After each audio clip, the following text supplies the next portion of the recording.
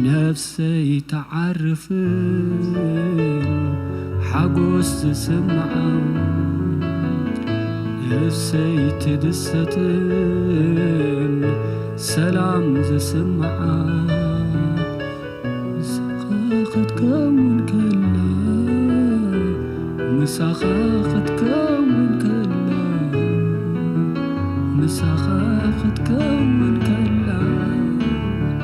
مساخة كون كلا هاليلويا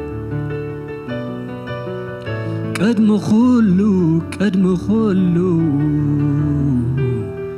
لبي زنافقو عبقرخا كوفيلو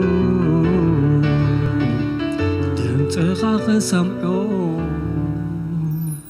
قدم خلو لبي زنافقو عبقرخا كوفيلو دمتخا سمعو كم ساخاجرو زحقوسا كال ايركبن كال بوتا كم ساخاجرو زحقوسا كال ايركبن كال بوتا نفسي تعرفن سلام زسمع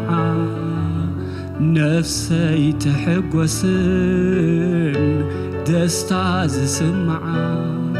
مساخة كون كلا مساخة كون كلا مساخة كون كلا مساخة كون كلا هاليلويا እግዚአብሔር ይባረክ ኢየሱስ ክርስቶስ ጎይታይ هاليلويا ካብ ቃል አምላክ ከምዚልና ክነንብብና መዝሙር ዳዊት ምዕራፍ 34 ኢየሱስ ጎይታይ ለእግዚአብሔር ኩሉ ጊዜ አመስግኖ ወዳሲኡ ንሐዋሩ ኣብ አፈዩ ለእግዚአብሔር በትዝገበሮ ከመስግኖ ጥቁዓት እዝሪኦም ከሕጎሱ እዮም ለእግዚአብሔር ምሳይኮንኩም አዕቢዎ ንስሙ ሓቢርና ልዕል ነብሎ ለእግዚአብሔር ለመንኩዎ ንሱውን መለሰለይ ካብ ኩሉ ፍርሓተይ አናገፈኒ ጥቁዓት ናብ እግዚአብሔር ይጥምቱ እሞ ይሕጎሱ ኮቶውን አይሓፍሩን እዚ መስክን እዚ አእወ እግዚአብሔር ውን ሰምዖ ካብ ኩሉ ጸባብኡ አድሓኖ መልአክ እግዚአብሔር ኣብ ዙርያቶም ንእግዚአብሔር ዝፈርሕዎ ይሰፍር ካብ ድንገት ከኣ የናግፎም እግዚአብሔር ሰናይ ምዃኑ ጣዕሙን ረአዩን ኣብኡ ዝውከል ሰብ ብፁዕ እዩ ነቶም ዝእዘዝዎ ገለ ኣይጎድሎምን እሞ አቱም ቅዱሳኑ ንእግዚአብሔር አምልኽዎም አናብስ ይስኡኑን ይጦሚን ለእግዚአብሔር ዝእዘዝዎ ግና ሰናይ ዘበለ ኮቶ ኣይጎድሎምን ደቀየን ዕሱምዕኒ አነኻ ፍርሃት እግዚአብሔር ክምህረኩም ጽቡቕ ክነብር ዝደሊ መን እዩ ሓጎስ ዝመልኦ ነዊሕ ዕድመ ክረክብ ዝደሊ መን እዩ እምበኣር ክፉእ ካብ ምዝራብ ተኸልከል ሓሶትውን ካብ አፍካ አይውፃ ካብ እከይ ረሓቕ ሰናይ ካግበር ንሰላም ድለያ ሰዓባውን እግዚአብሔር ንጻድቃን ይሕልዎም አውያቶም ካይሰምዕ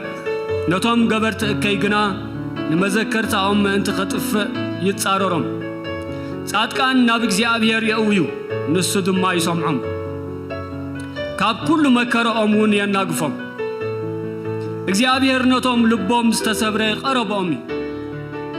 ነቶም መንፈሶም ዝተደቕሰ ድማ የድሕኖም ናይ ጻድቕ መከራ ብዙሕ እዩ እግዚአብሔር ግና ካብ ኩሉ የናግፎም እግዚአብሔር ንኹለንትንኡ ይባልሆ ካብ አዕጹምቱ ድማ ሓንቲ እኳ ኣይትስበርን ክፋኣት ንኽፉእ ሰብ ይቐትሎ نصادق زصلو خا كخنن يوم እግዚአብሔር ንባሮቱ ይብጀዎም ካብቶም ኣብኡ ዝዕቀቡ ከኣ ሓደ እኳ ኣይከሓፍርን ሃሌሉያ ካብቶም ኣብኡ ዝዕቀቡሲ ሓደ እኳ እንታይ ኣይከውንን ኢሉ ኣይሓፍርን ኢየሱስ ጎይታይ እስከ ኣይሓፍርን ይብል ኣነ ኣብ ጎይታ ስለዝተማዕቀብኩ ኣይሓፍርን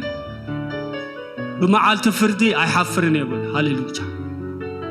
بتعباي معالتي أي حفرني يقول يسوع قويتاي سكاب زلنا يتسينا أب أملاخ سلز تمعقبكو أي حفرني يقولوا لو مبتبعات نبتتسقى زفان كنقرب اسك هاليلويا እግዚአብሔር ኖቶም ቁናዓት እግዚአብሔር ኖቶም ዝደልይዎ እንታይ ይገብሮም ይብጀዎም ሃሌሉያ ንሶም ከኣ ኣብ ቅድሚ እግዚአብሔር ክቆሙ ከለው እንታይ ይኮኑን እዮም ኣይሓፍሩን እዮም ሃሌሉያ እስከ ኣይሓፍርን ይበሉ ኢየሱስ ጎይታ እዩ ኣነ ኣይሓፍርን ሃሌሉያ ንጎይታ ስለዝተቀበልክዎ ኣይሓፍርን ይበሉ ብጎይታ ስለዘለኹ ኣይሓፍርን ሃሌሉያ እግዚአብሔር ይባረክ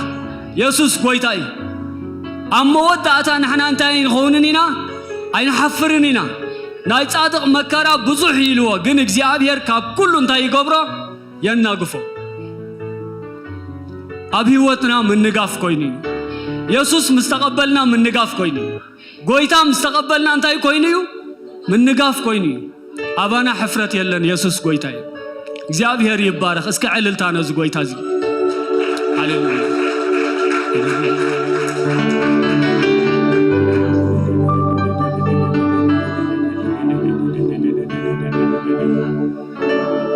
كابتا إيدين قويتا زلعل كل معالتي هاللوجا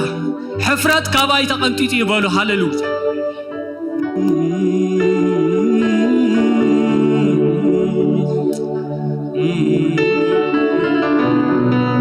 كابتا قدم سبات نقويتا إيدي زلعل كل معالتي هاللويا حفرت كاباي تقنطيتي أنا أبكد ما أملاخ أي حفرني يبالو هاللوجا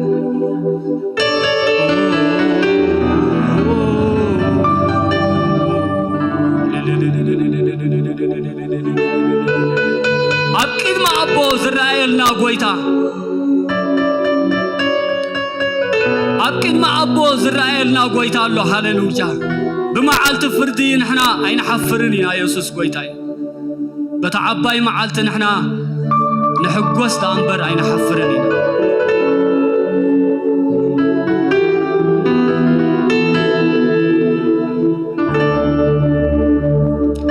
نتأكد مسب ستأمنني لقويتا هاللويا أنا أكدمي أبون أكدمي ملاختن انتايك قبري كأمونة يسوس قويتا كأمونة لقويتا هاللويا سلازي حفرت أبانا بوتا يقولون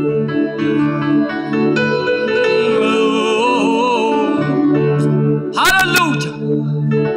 يحواتي لبنا يتحقوس بزرفت زي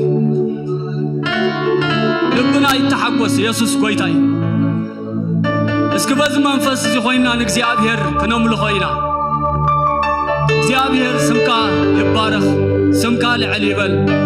بزرفت زي دما قويتا نزي قال زي ስለዘዘከርካና ነዚ ኢድና ናባኻ ዘልዓልናሉ መዓልቲ ስለዘዘከርካና ነው መስግነካሉና እነሆ ድማ መዓልትና ጉባኤና ሁሉ ንዓኻ ሓሊፍና ንህብ بشم يسوع آمين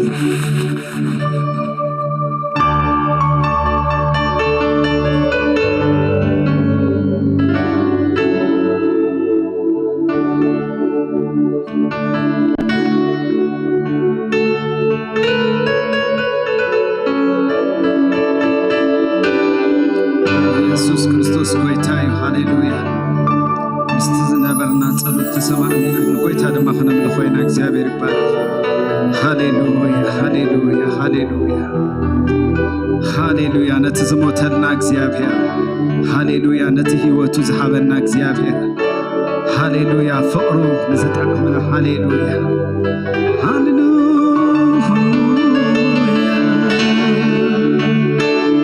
هاليلويا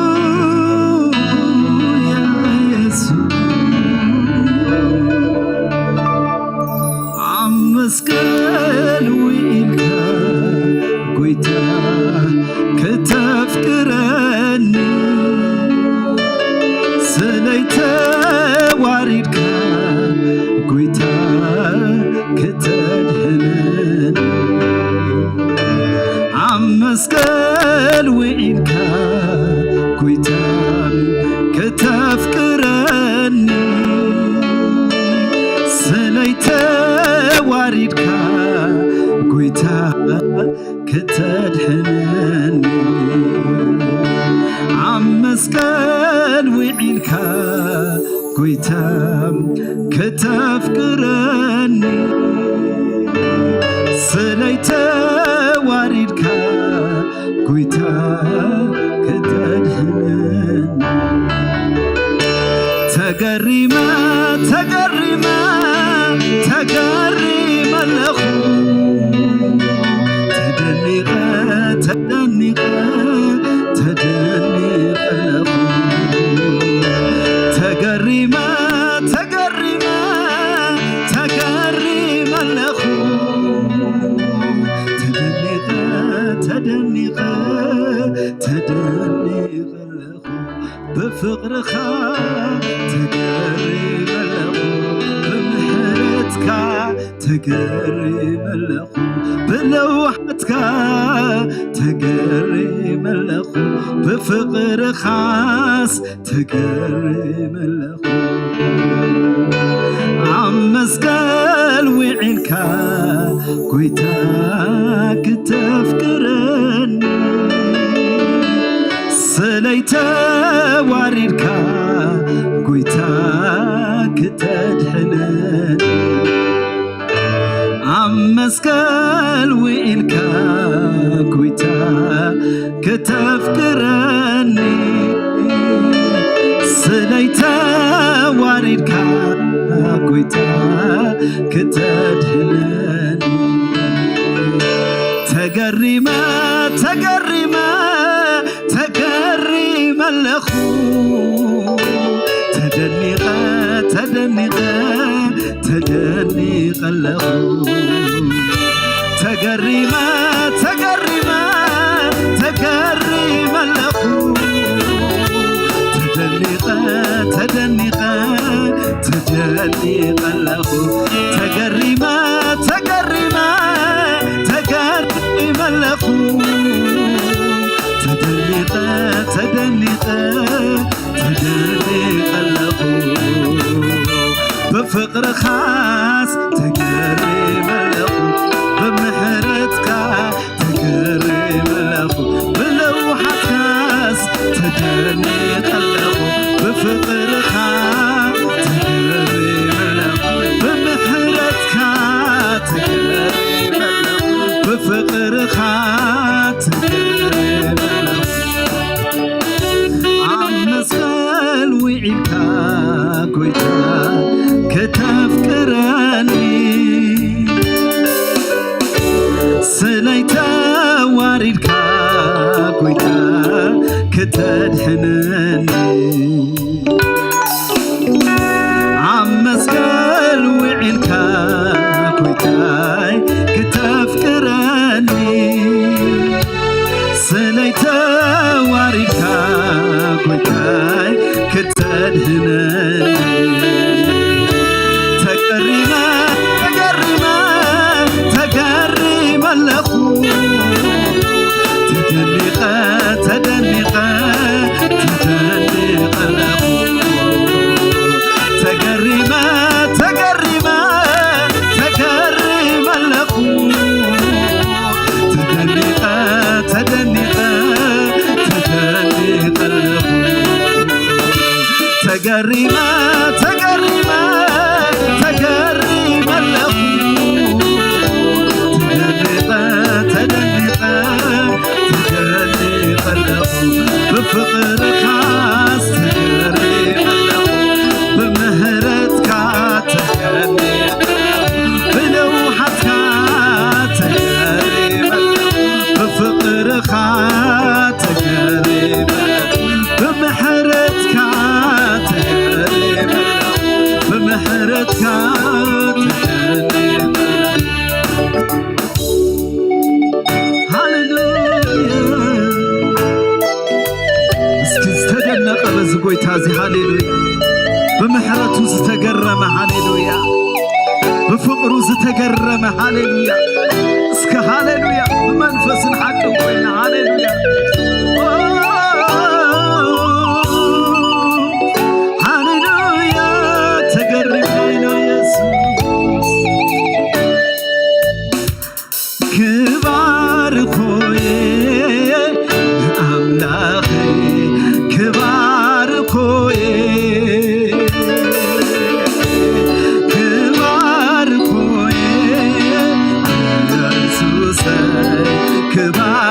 خوي كبار خوي أملاخي كبار خوي كبار خوي يسوع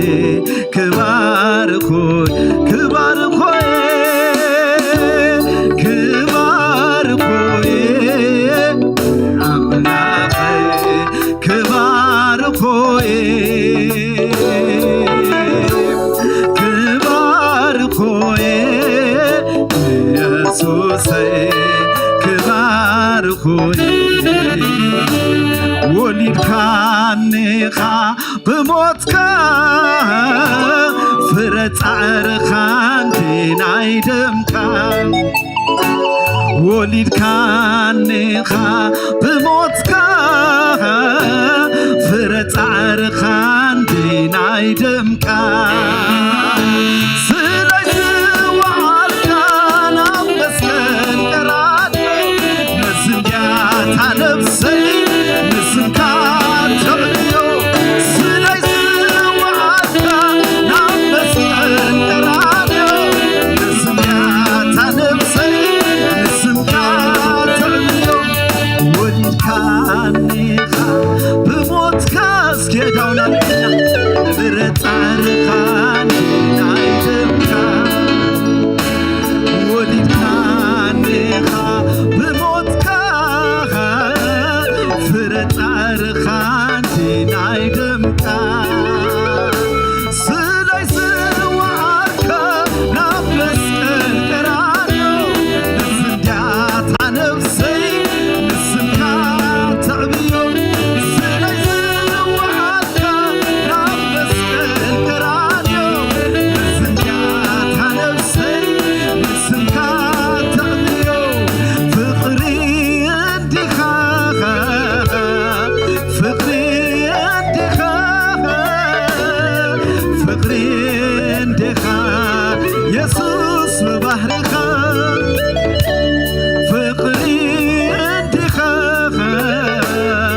فقري اندخا فقري اندخا يسوس ببحرخا يسوس يسوس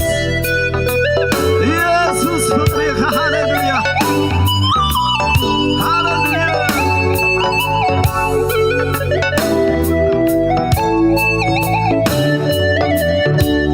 صوري وزيد كايو تمسكن نعي سكوبت بزو زمن صوري وزيد كايو تمسكن نعي سكوبت بزو زمن وتوحانا خوينة يسوس علخا هيوت مستربو رخيبة بسمكا وتوحانا خوينة يسوس علخا هيوت مستربو رخيبة بسمكا فقري اندخا فقري اندخا فقري اندخا يسوس ببحرخا فقري اندخا فقري اندخا فقري اندخا يسوس ببحرخا وليد كانخا بموتك فرت عرخان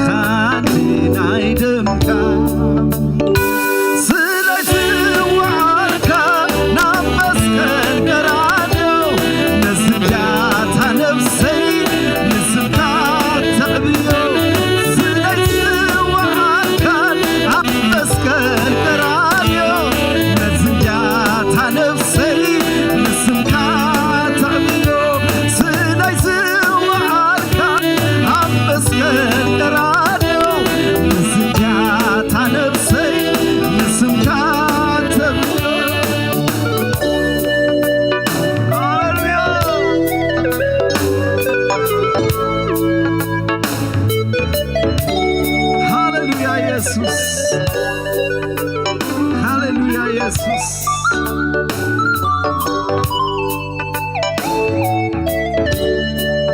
ናይ ዘላለም ሕይወት ዝሃበኒ ኃጢአተይ ዘርሓቀ ከንሸላምለኽ ኢየሱስ አሎኒ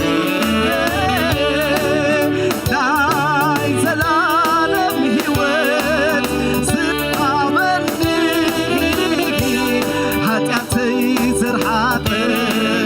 ከንሸላምለኽ ኢየሱስ አሎኒ ናይ ዘላለም ሕይወት ዝሃበኒ ኃጢአተይ ዘርሓቀ ከንሸላምለኽ ኢየሱስ አሎኒ ወልካኒኻ ብሞትካ ፍርፃዕርኻ ናይ ደምካ ወሊድካኒኻ ሞትካ ፍርፃዕርኻ ናይ ደምካ ስለይ ዝወዓልከን ኣብ መስቀል ገራዮ ንዝያት ነብሰይ ንስምካ ትዕልዮ ስለይ ዝወዓልከን ኣብ መስቀል ገራዮ ንዝያት ነብሰይ ንስምካ ትዕልዮ ፍቅሪ እንዲኻ ፍቅሪ እንዲኻ ፍቅሪ እንዲኻ ኢየሱስ ብባሕሪኻ ፍቅሪ እንዲኻ ፍቅሪ እንዲኻ ፍቅሪ እንዲኻ ኢየሱስ ብባሕሪኻ ሃሌሉያ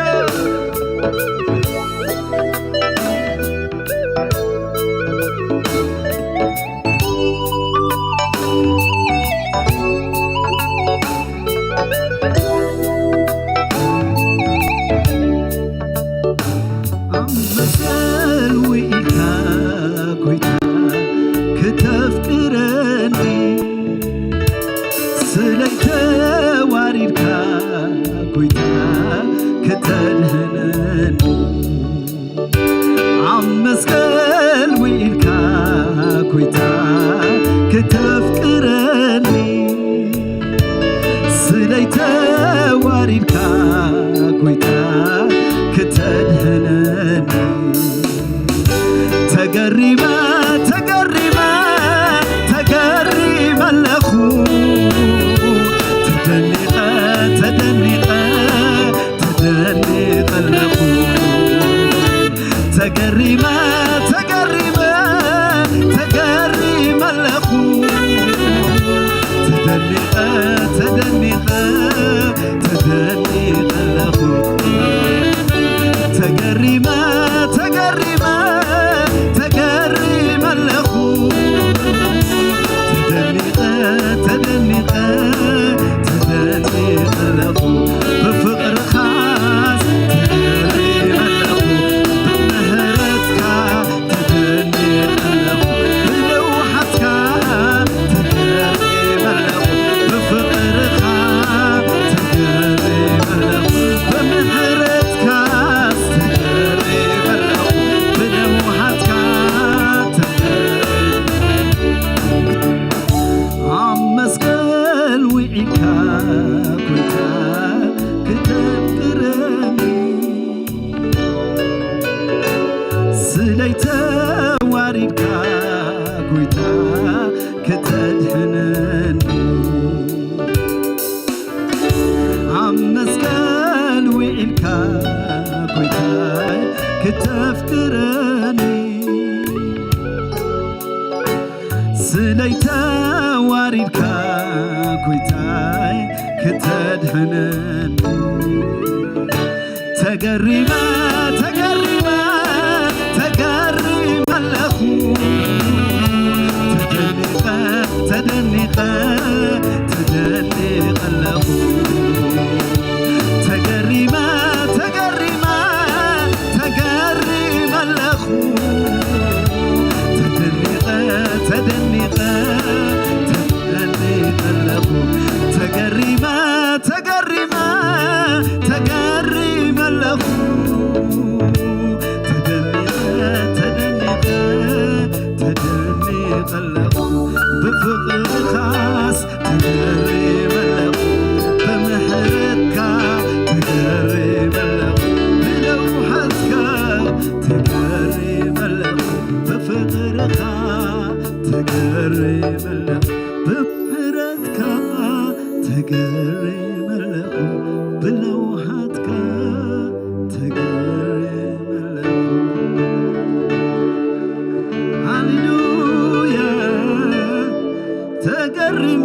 ኢየሱስ ሃሌሉያ አመስቀል ቀራንዮ ኢየሱስ ገበሮ ቤናይ ጀሚረን ናይ ክገድፉ አመስቀል ጎልጎታ ኢየሱስ ገበሮ ቤናይ ጀሚረን ናይ ክገድፉ እዋ ሃዬ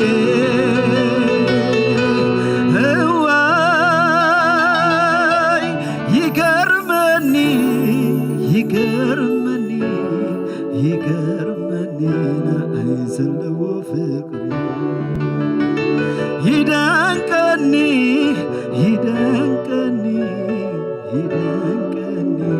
ናይዘለዎ ፍቅሪ ምድሪ ብምውራዱ ከም ሰብ ምንባሩ ብሰብ ተናዒቁ ገዲፉ ንክብሩ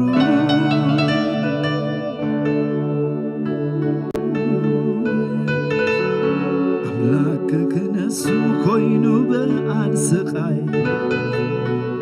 ፍቅርን አደሪኽዎ ምምፅኡ ካብ ሰማይ ፍቅርን አደሪኽዎ ምምፅኡ ካብ ሰማይ ኣብ መስቀል ጎልጎታ ኢየሱስ ገበሮ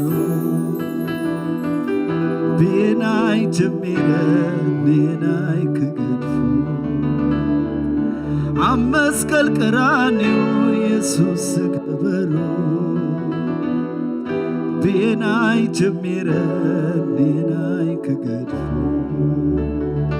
እዋ ሃዬ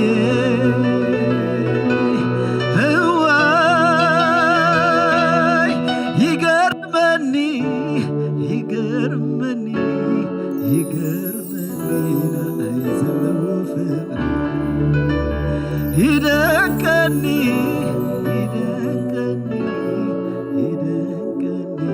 ናይዘለዎ ፍቅሪ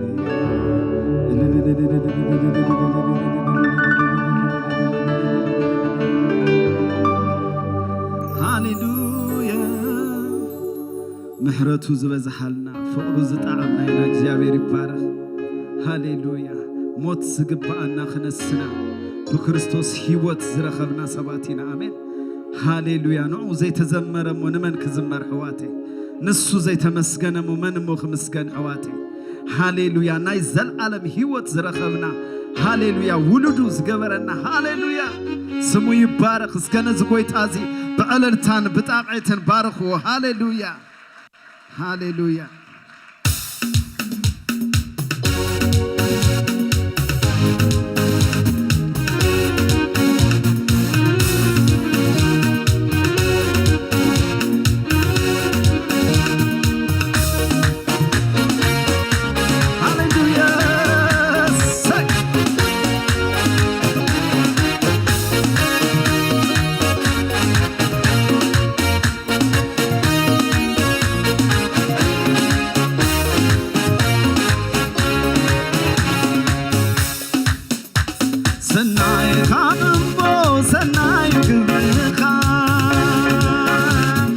ሕይወት በለጽ መፍላት መንነትካ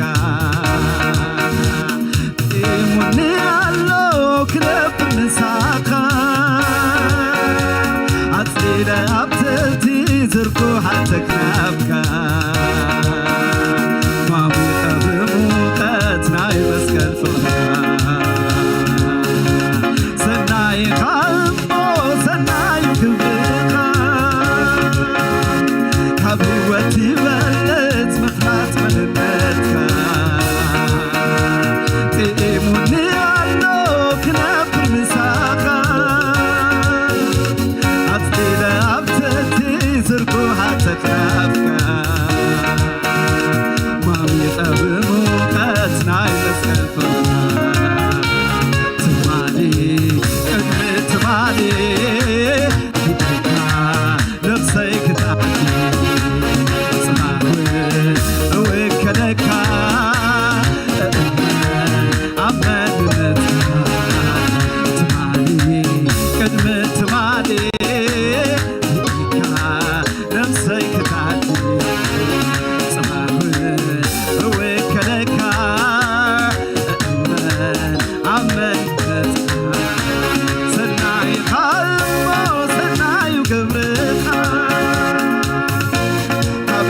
تبلت بفلات مننتك إيموني عالو كنبر مساخا عزلينا عبتهتي تركو حدك نابتا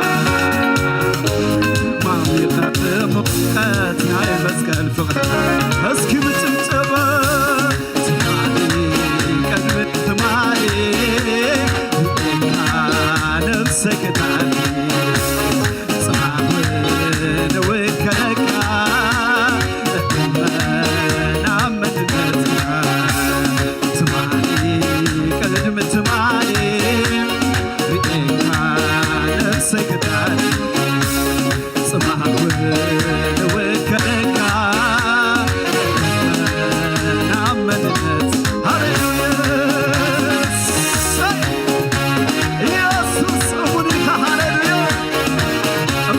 እግዚአብሔር ሃሌሉያ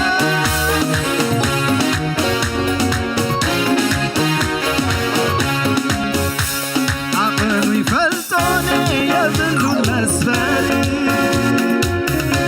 ያለ መግለጽ ይሁን ኢየሱስ ይፍሪ ትገልጾይ ከለድ በትቋቋ ምድሪ ግና ክዝምር ምሕረቱ ከውሪ ለተገለጽኩ ካንተ ብፍሪ አቅኑ አይፈልጦን የብዱን መስፈሪ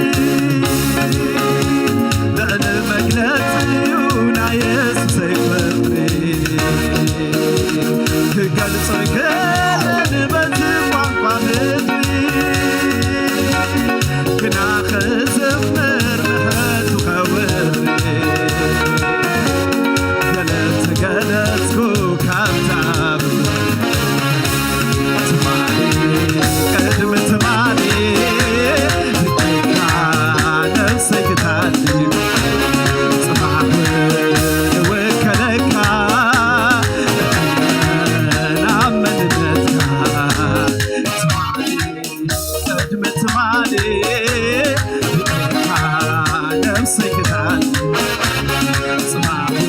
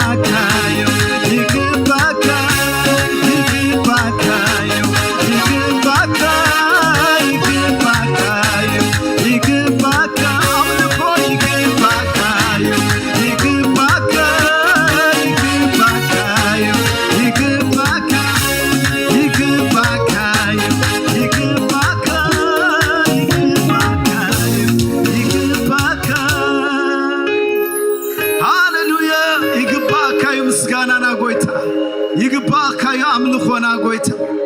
ይግባካዩ ዕልልታና ጎይታ ይግባካዩ ሃሌሉያ ኢየሱስ ኢየሱስ ሃሌሉያ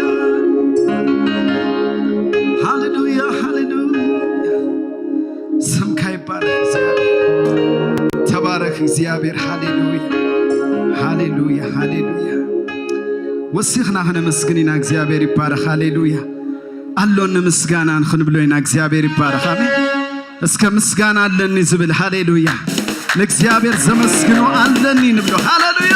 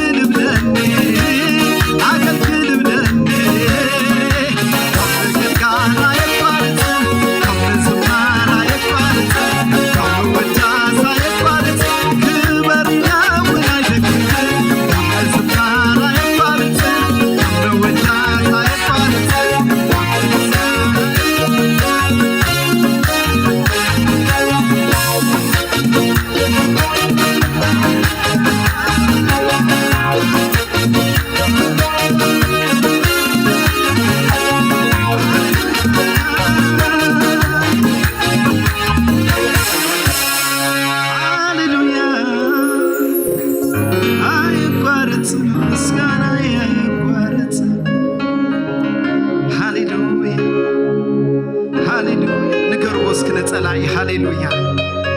ዓወተይ ዘሎ ኣብ ምስጋና ይብሉ ሃሌሉያ ዓወተይ ዘሎ ኣብ ምውዳስ ዓወተይ ዘሎ ኣብ ኣምልኾ ይበሉ ሃሌሉያ ኣየጉሮም ርምነ ይበሉ ሃሌሉያ ሃሌሉያ ንኸየምልኽከ እንታይ የሕዘኒ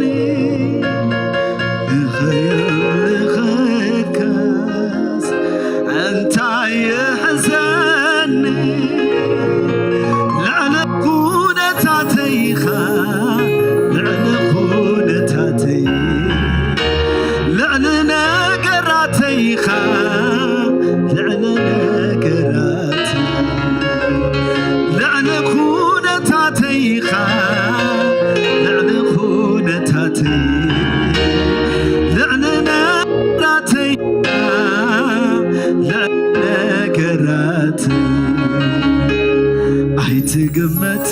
በትዝሪኦ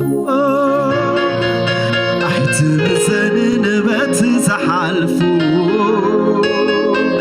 አይትግመት በትዝሪኦ አይትምዘንን በትዝሓልፉ አምላኸይ ሲፍኑይኻ አምላኸይ ሲፍኑይኻ አምላኸይ ሲፍኑይኻ አምላኸይ ሲፍኑይኻ አምላኸይ እስኪ እዳውና ልዒልና ሃሌሉያ ዝገበርካለይ እናሬኹ ህሉፍ ታሪኸይ እናዘከርኩ ሎሚ ኩሉ መፈጸምታሎካ ክሳዕ ዘላለም ትእመን በይንኻ እሙን በይንኻ ዝገበርካለይ እናሬኹ ህሉፍ ታሪኸይ እናዘከርኩ ሎሚ ኩሉ መፈጸምታሎካ ክሳዕ ዘላለም ትእመን በይንኻ እሙን በይንኻ ምስጋና ያየቋርፅን ዝማሬ ያየቋርፅን እልልታ ያየቋርፅ ክበር ኢለውን አይገግ ምስጋና ያየቋርፅን ዝማሬ ያየቋርፅን እልልታ ያየቋርፅ ክበር ኢለውን አይደግም እቲ ውሽጠይ ዘሎ ስቕ ዘየብለኒ ጥራይ አመስግን አመስግን ብለኒ አመስግን ብለኒ እቲ ውሽጠይ ዘሎ ስቕ ዘየብለኒ ጥራይ አገልግል አገልግል ብለኒ አገልግል ብለኒ ከምግልጋል አየቋርፅም ከምዝማር አየቋርፅም ከምውዳስ አየቋርፅ ክበር ኢለውን አይደክም ከምግልጋል አየቋርፅም ከምዝማር አየቋርፅም ከምውዳስ አየቋርፅ ክበር ኢለውን አይደክም ሃሌሉያ ኢየሱስ ጎይታ እዩ እስከ ነዚ ጎይታ ድሙቕ ጣዕይትን ዕለልታን ሃሌሉያ ጎይታ ባርኩም ኮፍ በሉ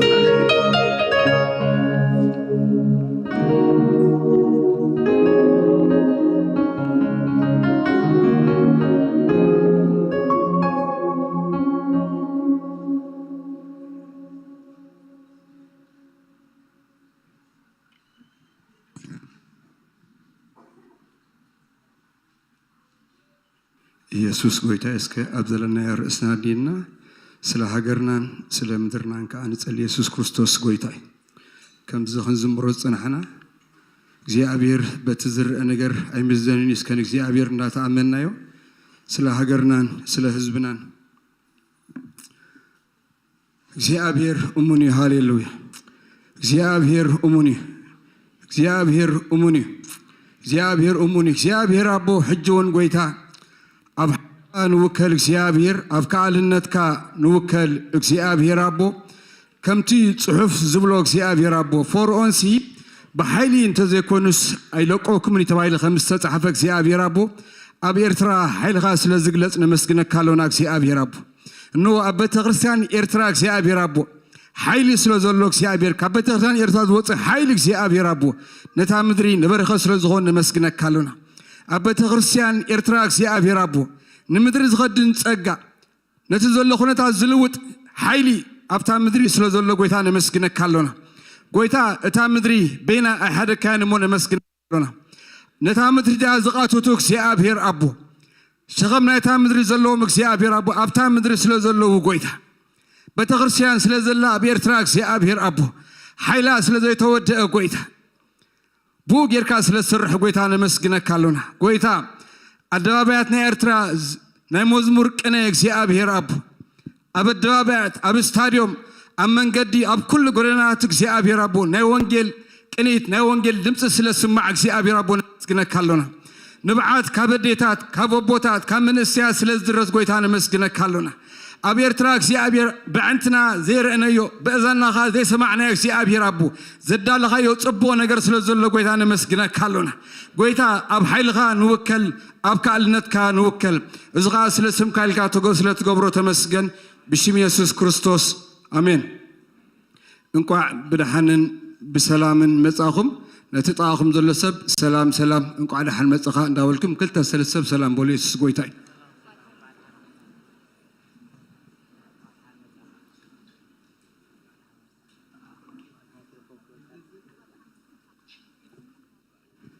قال لهم سجانا كوفيد زلوا يمسلكم دلوالات سلام تفرحوا لهم قال لهم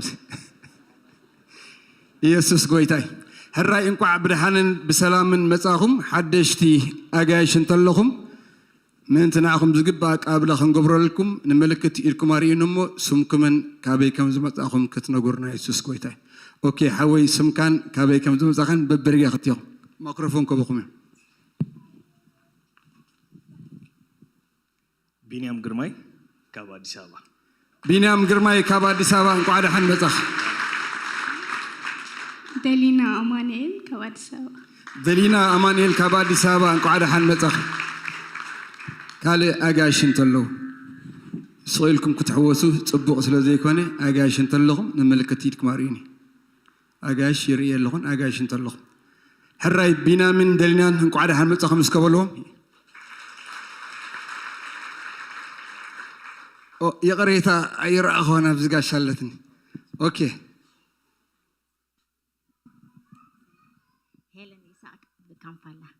هيلن كاب كامبالا نبعلت بيتو حونا تسقاي قحقو سكا تسقاي قاعد عن متاخي هيلن حرا يسوس كريستوس قويتاي اتي بروغرامنا كمتي لومري ذلو سولوس ساعات حمشته سكاب ساعات شديشة تصنح بزوم زقبر صولتالو أبزي خلاتنا كنحبر تأفلقو خفوتي كومون عربي كاب ساعات حمشته سكاب ساعات شديشة بخفلي دك نستيو استدالوه نايزوم صولو سلازلو أبزي كل خندك نستيو خد حبرة كفلي دك نستيو يحطالو يسوس كريستوس قويتاي كومون روبو كاب ساعات شديشة سكاب ساعات شمونته أبزي اليوم ندقوس يوم زمسكر حوات اللو أبزي خد حبرة ترالي تأفدق كفوتي كمون عربي دكنا كاب عصر ثلاثة عامات نلعلي زلو نعاتهم مسترالوه نا إنجليزية برنامج سلزلو أبزي استبعله جزيان بوتان ندكنا نلاخ كمون قدام كاب ساعات حمشته سكاب ساعات شمنته نايت أولتن نايك الأملاخن جزية سلزلنا أبزون كلاتنا ندمس أنا نحبر كمون كم سري ودلهم سنبت ناكلته إبرة برنامج لنا اتقدامي إبرة ساعات زجمريو اتخالا إبرخا 10 فرقان زجمر إيو ኢየሱስ ክርስቶስ ጎይታይ ካልእ ፍሉይ እታ ናይ መንእስያት ናይ ሰዓት 5 ፈረቓን ዝነበረት ቀዳም 2 ፈረቓን እያ ኮይና ዘላ ኦልሬዲ 2 ቀዳም ከይዶም ኣሎ እቶም ዘይፈለጥኩም ቀዳም 2 ፈረቓን ኢየሱስ ጎይታይ ካልእ ፍሉይ መተንባታ ዘሎና እንድሕር ኣብዚኣ ጌርካለይ ንኩሉ ሰብ ምእንቲ ክትበርህ ከምታ ኣቐዲሙ ክሕበረና ዝፀንሐ ሎማዓንቲ ናይ ስነ ኣእምሮን ጥዕናን ወልፍታትን ዝግበር ሰሚናር ስለ ዘሎ እቲ ፕሮግራም ንኩሉ ንዘይኣምን ንኩሉ ኮሚኒቲና ንምብፃሕ ዝግበር ዘሎ ፕሮግራም ስለ ዝኾነ ኩላትና ሰዓት 6 ሰብ ሒዝና ንምፃእ እቶም ዘገልግሉና ኣብ መንጎና ዘላ ኣገልጋሊት ሳሌም ወልዳይ በትሞያ ዝተማሃረ ሰብያ ካልኦት እውን እዞም ኣብዚ ተጠቒሶም ዘሎ ሰባት መፅኦም ከገልግሉና እዮም ስለዚ ሰዓት 6 ኣብዚ ቦታ እዚ ኩላትና ሰባት ሒዝና ንምፃእ እቲ ፕሮግራምና ንኮሚኒቲ ንምብፃሕ ንኮሚኒቲ ንምሕጋዝ ስለ ዝኾነ ሰባት ሒዝና ኣብዚ ቦታ እዚ ንምፃእ እዞም ኣብዚ ትሪኦ ዘለኹም ሰባት ከዓ ከገልግሉና እዮም ኢየሱስ ክርስቶስ ጎይታ እዩ ካልእ ፍሉይ መተንባታ ዘለና ዕሹርኩምን ናይ ፍቕሪ ሃብኩም ኩሉ ክትህቡ ዝፅናሐኩም ሕጂ ናይቲ ዝሓለፈ ዓመት ረሲት ወይ ከዓ ወረቐት ክንበኩም ስለ ዝኾንና ኣድራሻ ዝቐየርኩም ወይ ከዓ ኣድራሻ ዘይሃብኩም እንድሕር ኣለኹም ኮንኩም ድሕሪ ፕሮግራም ወይ ንሰሎሙን ወይ ከዓ ንገዛኢ ርኽቦም ኢየሱስ ጎይታ እዩ ሳልሳይ ፍሉይ መተንባታ ዘለና ዓርቢ ኣብዚ ሒዝናዮ ዘለና ወርሒ ማለት እዩ ዕለት 24 ካብ ሰዓት 10 ስጋብ ሰዓት 3 ዝፀንሕ ናይ ሓዳሪ ጸሎት ስለ ዘለና ኩልኩም ፕሮግራምኩም ኣረንጅ ጌርኩም ፅንሑ እዚ ሒዝናዮ ዘለና ወርሒ ዕለት 24 ሓዳሪ ጸሎት ኣለና ካብ ሰዓት 10 ስጋብ ሰዓት 3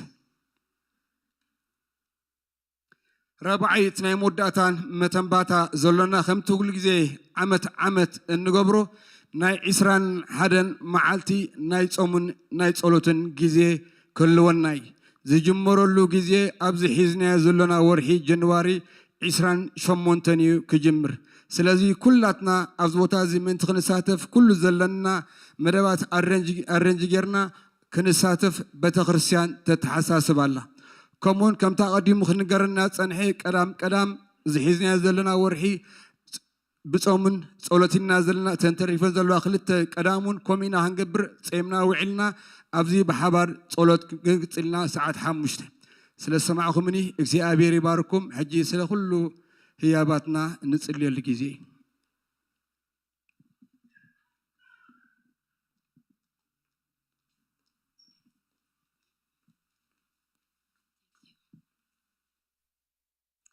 شي نصلي قدسون هياون زخونك املاخنا نمسكنك كلنا እግዚአብሔር ዓቢ ኢኻ ሞ ተመስገን ስለ ምሕረትካ ተመስገን ናይ ዛማዓልት እዚ ኣዝገበርካና ጎይታ ነመስግነክ ከለና ኣባ ንስኻ በይንኻ ክብሪ ውሰድ ንብላለና እግዚአብሔር ከምዚ ኢልካ ጎይታ ክትኣኻኽበና ንዓኻ ከነመስግን ክንውድስ ፈቃድካ ስለ ዝኾነ ተመስገን ኣባዬ ንስኻ ትብህጎ መስዋዕት ክኸውን ብሽሜስ ጽልለኹ ንስኻ ትብህጎ ጉባኤ ክኸውን ብሽሜስ ጽልለኹ እግዚአብሔር ከምኡ ስለ ትገብሮ ተመስገን ጎይታዬን ኣምላኸይን ሕጂ ድማ ይጽልእ ኣለኹ ስለ መዋእናን ዕሽርና كمت እግዚአብሔር ቃል አምላኽ ዝብሎ ማለት ያ ምልክያስ 10:3 ኣብ ቤተይ መግቢ ሽሜስኩም ወይ ኣብ ቤተይ መግቢ ክኸውን ዕሽር ዘበለ ኩሉ ናብ ቤት መዝገብ ኣምጽዎ ሽዑ መሳኹት ሰማይ እንተ ዘይከፈትኩልኩም በረኸት ድማ ብዘይልክዕ እንተ ዘይፍሰስኩልኩም በዚ ተዓዘቡኒ ይብል እግዚአብሔር ጎይታ ሰራዊት ስለኹም ኢለ ነቲ ወሓጥ ክጎንሖ እየ ንሱ ከዓ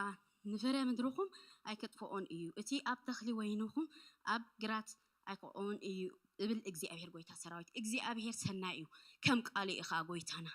ኣምላኽና ነቲ ከም ቃሉ ዘመለኽ ኣምላኽና ነመለኽ ንቃሉ ዝተግሃሉ ኣምላኽ እዩ ሕጂ ድማ ጎይታዬን ኣምላኸይን ከምቲ ስኻ ዝበልካና ንቃልካ ኣሚንና ካብቲ ዝሃብካና ፍርያት ክንህብ ጎይታ ፈቃድካን ፍታውካን ስለ ዝኾነ ተመስገን እግዚአብሔር መስግነካ ኣለኹ ስለ ዛማዓልት እዚኣ ተመስገን ስለ ዝማሕበር እዚ ተመስገን ስለ ኣገልግሎት ተገልገልቲ ሁሉ የመስግነካ ኣለኹ ስለ ህዝቢ ኣምላኽ እውን የመስግነካ ኣለኹ እግዚአብሔር ተረፈ ጊዜናን ሰዓትናን ሁሉ ንስኻ ክበረሉ ብኢየሱስ ክርስቶስ ስም ኣሜን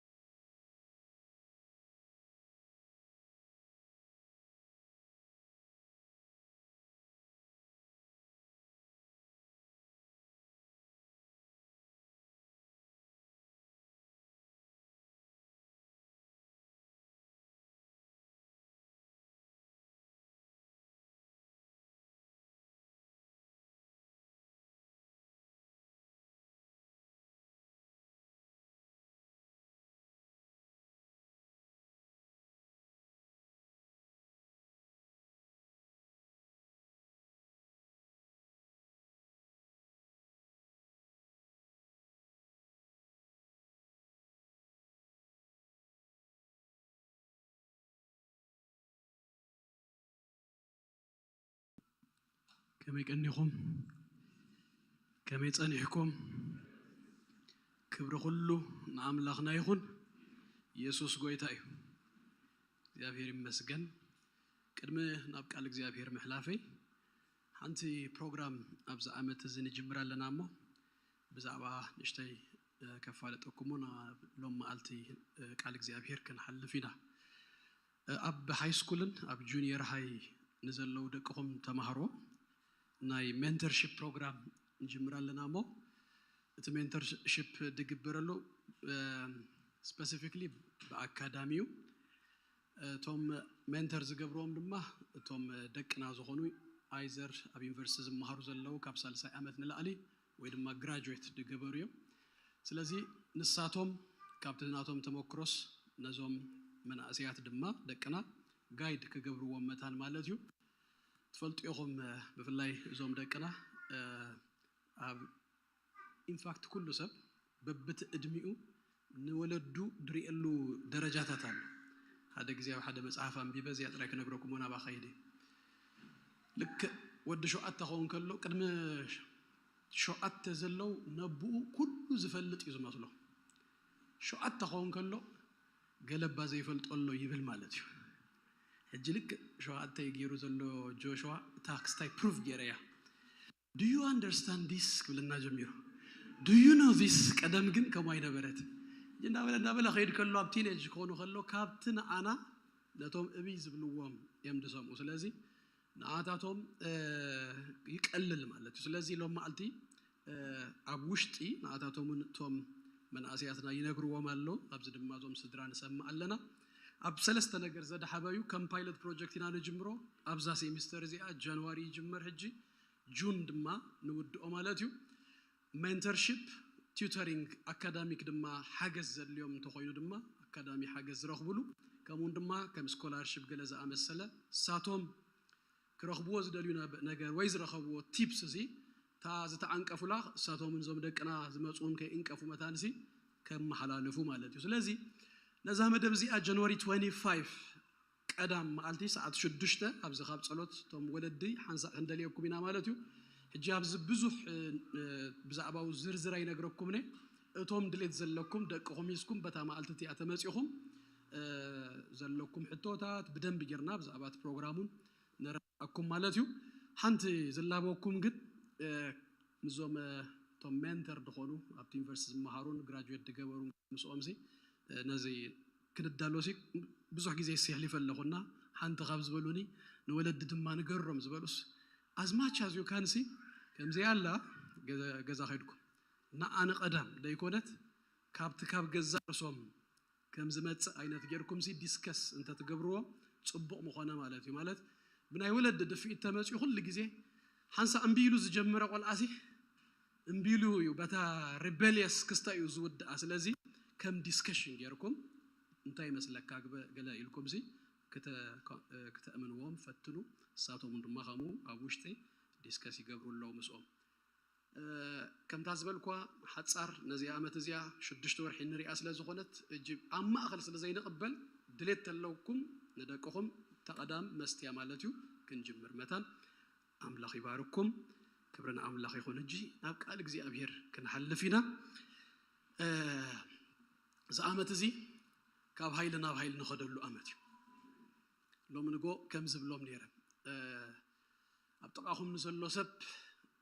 بوتان بغيار نازي كواس أي تأمنيو توم ناينقو انتهي اليوم نيرم بزح أبتقاهم نزلوا سب لومي تزارب تسألي قلس لازبلسي كم زغبت بد تايلو قوتو قلا حجي بوتا بزات علو كأير كتبلو تخوليهم ويدما بحيلا أملاخ بك أخو بدوتو خمنا الليلة تايلكم دما أملاك رداءكم يو كتسلوك زي أبيهر يبارخ قن بزح زي أبتقون نازلوا سب سلومس كنت تسألي اللوينا نزارب ويناك زي أبيهر يمسقت يسوس قويتاي نجمر دو زحوي بالوسكي تأمت أبلكم وين زحفتي كل التشهي نصران حموشته كاب حيلي يومن قدخا عم ودات هادما فتس أميخا أبسيون أبكدم أملاخ مقواميو زي أبيري بارخ كل التشهي نصران حموشته أي تدكمني خا أي تسنفني خا من قدخا كله ببرتاي بحيلي بيسوسم كهونا لكايو بحيلي جمير كاللغا بحيلي غاتود يسوس قويتايو كبرنا أملاخنا يخون እግዚአብሔር ይባረክ እንደ ህርጌርና በደንብ ጌርናም ባር ከብረና ኢየሱስ ይሁን እግዚአብሔር ይባረክ ዘአመት ዝናይ ኃይለ አመት ናዩ ዘሐለፈ ሰሙን ኤፌሶን ምዕራፍ 3 ቁጥር 16 ክንጅምሮ ከለና ደማሲ በትናይ ውሽጣዊ ብርታኤ ክንጅምሮ መታንሲ ጳውሎስ ድጸልዮ ጸሎት ሪና ነርና አብቱ ውሽጥ ሰብኩም በኃይል መታን ክትብርቱ ዝበሎ ቃል ሂዝና ሪና ነርና ናቡ አይክምለስኔ ሎምድማ ካል ናይ ጳውሎስ ጸሎት ተመሳሳሊ ብዛዕባ አብቱ ውሽጥ ምብርታ ዘለዎ ክርኢና ከምቲ ዝበልኩኹም ሎማልቲ ሰመቸም ነገዛ ርሱ አይፈልጣኒ ጽቡቅ ገይሩ አና ከሙ ዝመስለኒ ተተጋጌ ሶም ትእርሙኒ ብዙ ሐብጎንኻ ዘሎ ሰብ ከም ዝበሎ ከም ዝግበሮ ገለ አይብለኒ ሎማልቲ ግን ከም አክት በዚሕ ብዙ ክትብሉ ይኹም ብዙ ክንጽሊና ጸሎት ስለዝኾነ ትክፍል ባዕሉሲ እናጸለና ይና ንኸይድ እና ተጸላለና ይና ንኸይድ እግዚአብሔር ይባረክ መልእክት ጳውሎስ ናብ ሰብ ቆላስያስ ከናውጽናሞ ምዕራፍ 1 ካፍቅደ 9 ክሳብ 14 ዘሎ ከናነበቢና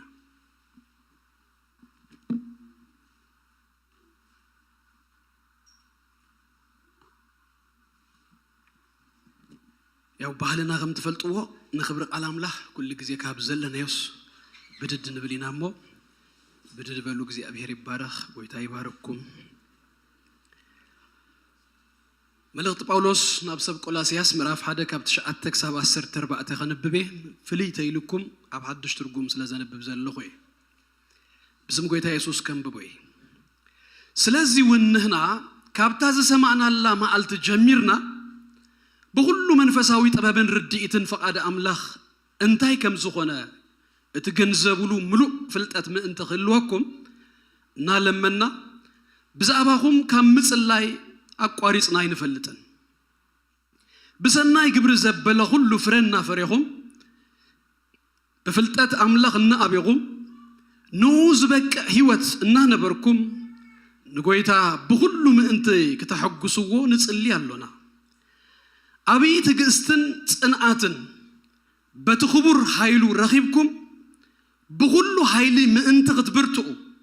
نتي قدرستي قدوسان زغنا من قست برهان زبك عنا أبو بحقوس كتمسجنون نصلي هاللونا نسو كابسلت أنس المات أوز عنا أبتا من قست فقر ودونا أتونا أبو دهنت مالت دقت هاتيات اللونا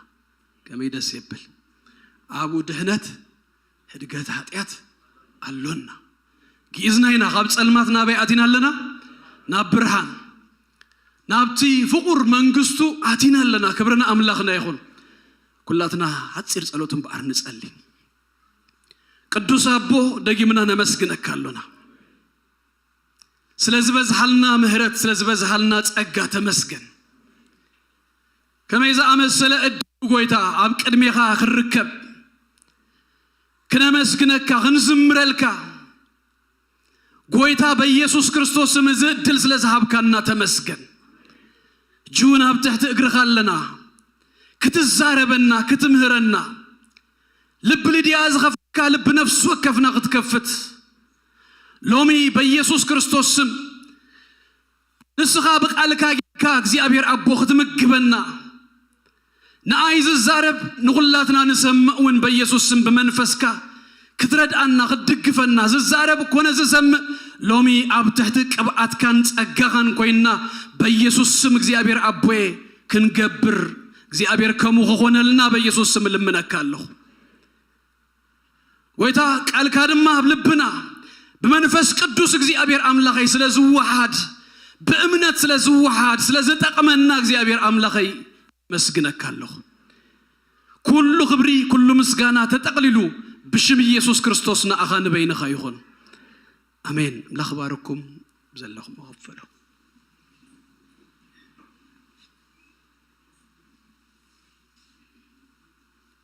هاليلويا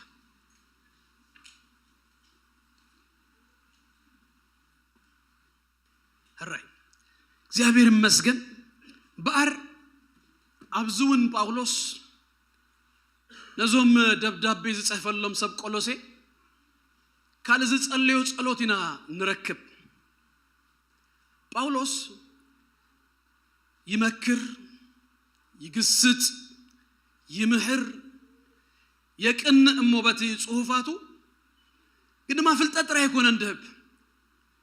ይጽልየሎም ድማ ከምዝ ጽልየሎሙን በመንጋር ጥራይ አይገድፎን እቲ ጸሎቱን ባዕሉስ በዝርዝር ይጽህፉ ስለዚህ አብዝ ቦታ ዝውን ንረኽቦ ዘለናስ ጸሎት ናይ ጳውሎስ ጳውሎስ ካብዝ ጸሐፎ መልእኽታት ሲ ኣብ ሃንቲ መልእኽት ጥራይኹም ጸሎቱ ዘይትረኽቡ ኣብ ገላትያ ብዘይካ ገላትያ ስንኹሎም ሲ ጸልዩሎም እዩ ጸሎቱን ድማ ኣብቲ መልእኽቱ አስፊሩ የእትዩስ ጽሒፉልናል ብዛዕባ ዛ ጸሎት ብፍላይ ካብ ቁጥር 9 ክሳብ 11 ዘሎ ቅድም ብዝርዝር ምርአይና ሓፈሻዊ ሓደ 4 ነጥብታት ብዛዕባ ጸሎት ካብዚ ክፍል እዚ ንመሃሮ ነገር ገለ ክብለኩም ከም መእተዊ ዳሕራይ ብቐጥታ ናብቲ ቁጥር 9 ዘሎ ሐሳብ ክንኣቱይና ጳውሎስ ኣብ ቁጥር 9 እንታይ ዝብል ጽሑፍ ጽሒፉሎ መስለኩም አንቢሩሎ ምእንታኻትኩም ጸሎትን ልማኖን አይብኮርና ትብላላ ቀዳመይት ዘይ አሐዙለይ ጸሎት አይብኮርና ጸሎት ከመይዝ ጸለተ ይልኩምን ዴይሊ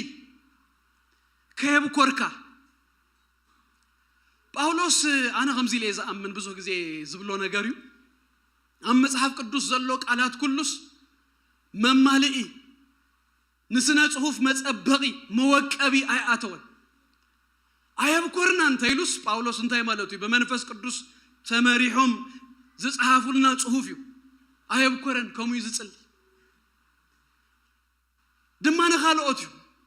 ብዙ ጊዜ ነኻልኦት ክንጽልይ ከለናስ ኦን ኢመርጀንሲ ቤዝስ ይምበር ምንም ከይበሉናስ ከምዝ አይነት ከይብኮርናስ ንጽልዶ ጳውሎስ ግን ነዞም ሰባት እዚኦም ከይብኮርናስ ንጽልየልኩም አለና ይልዎም ኢንፋክት ደይፈልጦም እዮም ከማ አይፈልጦም ነው እዚ ቆሎሴስ እሱ አይመስረታ ከይዱዋውን አይፈልጥ ግና እንታይ ብሎ ማለስ ብዛዕባኻትኩም ካብታድ ሰማዕናላ ጊዜ ጀሚሩስ አይብኮርና ኩል ጊዜ ይጽልየሎም ናይ ኢመርጀንሲ ፕሬየር ዳይኮነስ ኩል ጊዜ ሐሲቡ ኩል ጊዜ ብዛዕባኦምሲ ይጽልየሎም ካልአይ ነቱ ጸሎቱን ተሪኹሞ ምስምንታይ እንዳገበረ ይደቅርቦ መስለኩም ምስጋና እንዳገበረ ይዘቅርቦ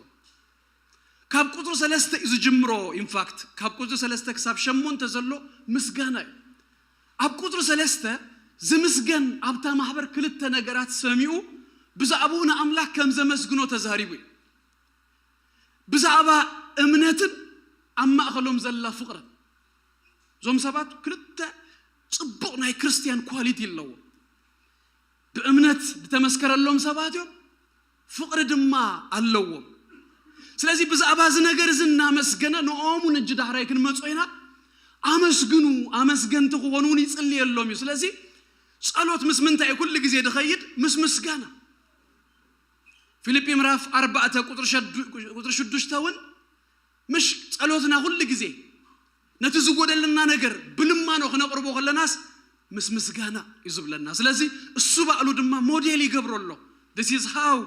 ንሱኡን ባዕሉ ድጽልይ እንታይ እንዳገበረ ጸሎቱ በምስጋና እንዳሰነ ይቅርብ ኩል ጊዜስ ናብ ገዛኹም መመጽስ ኣብቲ ዘልየን ነገርሲ ከምዝ ደልየ ከምዝ ድማ ደልየ ድብልሲ እንተ ኮይነስ ታ ሪሌሽንሺፕ ሕቶ ምልክት ያምሽ ማለሲ ደሃና አለኻዶ ከመ ያለኻ ሎማ አልትሲ ናአኽሪ እካ መጽ ዘይብላ every time መምጻይሲ ምዝኾነ ድሌታት ጥራይ እንድሕር ኮይኑስ ጽቡቕ ሪሌሽንሺፕ አይኮን ምስ አምላኽ ደለና ድማ ነገርሲ ከመ ይኾን ደሎ ለጊዜስ ሐበን ጥራይ ደይኮነስ አመስገንት ድማ ክንከው ክብረና አምላኽና ይኹን ሳልሳይ ንሪኦ ነገር ድማ እንታይ መስለኩም ጳውሎስ ስለ ካልኦት ይድጽልይ ኢንተርሲድ ዝገብር ቁርብ ዘሰክፈኒ ሕጂ ኣብቲ ጸሎታትናስ ኢንተርሴሽን እንዳተረፈ ይዝመጽእ ዘሎ ስለ ካልኦት ምጽላይ ስለ ካልኦት ሲ መንብርካ ካብቲ ሓደ ናይ ህብረት ናይ ቤተ ክርስቲያን ጥቅሙ እኮ ንሓድር ትጸላለ ጸሎት ትረክብ ብተሐልፎ ጎዳናስ ሰንበዲስ ይጽልየልካ ዝሆነ ሰብሲ ኢንተርሲድ ይገብረልካ ይጽልየልካ እጅ ብዛዕባ ጸሎት ድገርመኩም ነገር ሓደ ሰብ እንታይ ኢሉ መስለኩም ሓደ ናይ አምላኽ ሰብ ብዛዕባ ጸሎት ናይ ጸሎት ፓወርሲ ንምግላጹ ተዘምጽኦ ሪዛልትሲ undescribable ይሉ ክትገልጾስ ከቢድ ጴጥሮስ ምስተአዝረስ ማህበር ጸልያ ንጴጥሮስ ካሞት እግዚአብሔር ሲ አውጪው ክንጽልይ ከለናስ መን ካምንታይ ከምዝወጸ እኮ አይንፈልጦን ኢና ንኻልኦት ክንጽልይ ከለናሲ ካበይና ናግፎም ናበይና እትዎም አይንፈልጥና እሽነት አይመስልም ሙሴስ አብት ከረን ከይዱስ ይጽልይ ኢዱ ዘርጊ ይጽልይ ኢያሱ አብት ሜዳና አማሌቅ ይስል ኢድ ሙሴ ወርድ ከሎስ ኢያሱ ይስል ሙሴ በጸለየ መጠን ግን ኢያሱ ይስል كن الناس ألناس نزخونا سبسي ناب عوتو نزخونا سبسي ناب زخونا فتصاميو سنتا إندا قبرنا ينا نخيد إندا أتنا ينا نخيد إنترسيد مكبار سلخالوت متصلايسي أورا نجر وانا نجريو كتأف زي بلو نجريو سلازي باولوس أبيت ما أسرت خلو أنا تزخون صلوا لي يتقلل أبيت ما أسرت ندي زول أنا قوت ساعتكم أبصبوهم دلهم قلا تسم جن باولوس سو أبيت ما أسرت خلوس أيب كورنا قلنا بلس يسألي رابع أين قردما نايب أولوس كلهم صلوتات تنامل اغتاتو دصحافة انتريهم دارقاي ترغبونيهم مدراوي نقر كملا هيدلنا يتصلينا يكون كنت بلكم حموماتكم يفوسوا شقراتكم يركبوا زقودولو يحلوا قال إلوس هيتصلين فتشوا بزعبا منفساوي ابيتهم بزعبا تناي وشط نغروم يزصلي يلوم زبزح تزبزح صلوسي بزعبات وشطاوي نغر بزعباتي ابتي ناي وشط سب زلو غداي منفساويነት يزصلنبر بزعبات خلا يكون اندصليو سوكو كمص املاك كمصو تقدم دلوس قدم سلازلو سلازي نابزي كفل زي جخنا اتو خلنا كابتش اتكساب 10 حدا ثلاثه صلوتات يصليو تن أقطعت أنا يتصلوسي ثلاثة إنتريو خمن أب قدرة شعته بزعبا فلتت منفساوي طبب كوهابوم يزصلي أب قدرة أسرت دما نتي زفلت وس كنبرو متان انتي بلوم مسلكم نغزيابير بحدبل بقوات كتكونوا متان بقوات كخونوا بتزفلت أولك كملالسو يصلي الله سالساي ጸሎቱ ድማ ከምታ ዝሐለፈ ሰሙን ዝራእና ያስ ኣብቲ ውሽጢ መንነቶምሲ ምብርታ መህያል ከኸውን መታን ይዝጽል የለ ስለዚህ ዘን ሰለስተ እንተን ጸሎታት በባህደኹን ከይድ ካብታ ቀዳሜት ንጀምር ቀዳሜት መንፈሳዊ ጥበብን አእምሮን ክውሃቦም ይዝጽል በተቀደም ትርጉም ከንበባ ዳህራይ በተሐድሽ ትርጉም ከንበባይ جي تي حدش ناي تجرينيا مصحف قدوس اي انكاريجو بفلاي ملغتات كتصمو خلهم كتنببو خلهم اتليست كم ريفرنس كتريو اندا يحجزكم مسلكم ابتناي قدم ترغم تجرينيا ترغمو خلو نتناي دحريت ناب قدميت قال اندامصو 3 4 قطرታት بحد اندا طرنفو ስለዝሆኑ እቲ ደረጃታት كتريو كبيديو حوس يبلك حوس يبلك أتنا يحدش ترجم كن بتعم نتصور يوزخون كابي نابي كم زخير سي يردك بتنا يقدم كم ببالكم سلازين هنا كابتاز سمعنا الله ما قلت جميرنا بتفلت أدفق عدو بغلو منفساوي تبابنا أمرون كمال أكم ما انت خدكم تصلوت اللمنان أبكرنا زوم زصلي اللهم سبات كم تزحل فسمون زبالكم نآمنتي يزصلي زلو نآمنتي يزصلي درغبو ونهجر الله قطر شدشته انتهي بالمسلكم كابتن تصق املاح بحق اذا سمعهم لان زفلتكم لان ما قلت جميركم دما اباغاتكم زلو اوريدي تصق املاح فليطم ولو رغيبهم ولو ክርስቲያን ነው ሆኖ ደይኮነስ ነትዝረغبو ወገን አጨቢቆ ግርዶ እመታ كم تزحلف سمون زبلكم هذا تلك زخونة تمرتي مرميركا فليتكا ديت ودو نجرسي تبكريستوس يسوع زرخب كايو نجر تأملاخ دقبر الكا نجر تزخون كايو نجر سلازي زبرهان زين نابر حلهم كمت متان يصلي لهم زبات ناتشورال مايند سلازي ركاب صلوت يليو كل زي ماتيوس مراف 10 تشدشته كل خاتكم تذكروا وقال يسوع مسحاتته دهراي دما بيتروس مسملسه سخا كريستوس ودهياو املاخي خامس بلا زغا እንደምን አይገለጸልካ ናይ ሰማይ አቦ ይልዎምሽ ናይ ሰማይ አምላኽ ይገልጹልካ ስለዚህ ሰማይ ዝገልጸልካስ መንፈሳዊ ብርሃን አለው እታ ጥበብ ክብል ከለውን ምስአ ዝተላገበት ሓንቲ ቃል አለ መንፈሳዊ ጥበብ ይብሉ ትድጽል የሎም ዘሎሲ መንፈሳዊ በመንፈስ ዝርከብ አምላኽ እንትኻ ከፍቶ ዝርከብ ነገር እዩ ዝጽል የሎም ዘሎ ስለዚህ ተቀዳመይ ትጸሎት እምባአርሲ እዚያ መንፈሳዊ ጥበብን አእምሮን ከመልአኩም እጂ እዛ ከመልአኩም ትብል ጳውሎስ በፍላይ ቆሎሴ ደጋጊሙ ዝጥቀመላ ቃላት ከመይ አይነት መስለኩም መንገዲ ጽባህ እንዳር ድጋይሽ ሰባሎን ተኾይኑስ ኩሉ ነት መገሻ ዘልዮ ሻንጣታቱሲ መሊኡ ወሎም ይሐድር ኩሉ ደልዮ ነገርሲ ቁሩብ ይኸው ክርስትና ክንጅምሮ ከለና አምላክ ኩሉ እንታይቡና አለ መስለኩም መሊኡ ይቡናል እጅበት መንገድ ክንከይድ መታል እናተ መንዘረ እናተ ዘርዘረ ዘኸይድሲ ምሉኡ ነገርሲ ታዝ ተቀበልካላ ንጎይታ ማአልትሲ ተዋሂቡካል ሐድሽ እጅ ዝመጸልካ ነገር የለ ንኡ ግን እናፈለጥካዮ እናተረዳእካዮ ኢኻ ተኸይድ እቲ ምፍላጥ ድማ ናምንታይ ገጹ ይወስዶም መስለኩም ከም ዝበልኩኹም ተሐድሽ ትርጉም ከተንብቦ ከለኹም ካበይ ናበይ ከም ዝኸይድሲ በጣም እንዳነጸሮ ይዝኸይድ ቁጥረት ሸዓተ ደጊመ በተሐድሽ ትርጉም ከም በበልኩሞ ናበይ ከም ዝኸይድ ዝጸሎት ክንሪዮ ስለዚህ ወንህና ካብታ ዝሰማናላ ማልት ጀሚርና በሁሉ መንፈሳዊ ጥበብን ርድኢትን ፈቃድ አምላኽ እንታይ ከም ዝሆነ እትግን ዘብሉ ሙሉእ ፍልጠት ምእንቲ ይክልወኩ እጅት መንፈስ ጥበብ እቲ አእምሮ ዝወሃቦም ንምንታይ እንደሄረላስ ፈቃድ አምላክ ግንዘቡ መታን ፈቃድ አምላክ ክርዱ በታ አናተይ ሐጻርናይ አገልግሎት ተሞክሮ ሓንቲ ድተረዳእኹዋ ነገር መብዛሕቱ ክርስቲያን ሓገዝ ዘልዮ ኮንፊውዝ ዝከውን ደንገርገር ድንብርብር ድብል አበይቱ የልኩምኒ ፈቃድ እግዚአብሔር አመፍለጥ ንፈቃድ እግዚአብሔር እንታይ ከዝኾነስ ዘይ መፍላጥዩ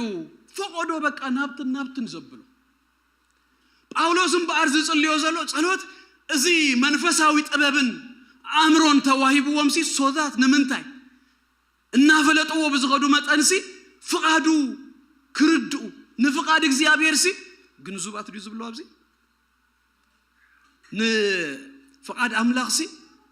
እንታይ ከም ዝሆነ እቲ ግንዘብሉ ምሉእ ፍልጠት ሲምፕል በዝኾነ መንገድ ተረዳእኩም ንአምላኽ እናፈለጥካዮ ብዝኸድካ መጠን ፈቃድ እግዚአብሔር ድማ እንዳተረዳእካ ኢኻ ትኸይድ ከመይ ተይልኩምኒ ንሰብ ከማን ብዝቀረብካዮ ብዝተረዳእካዮ መጠን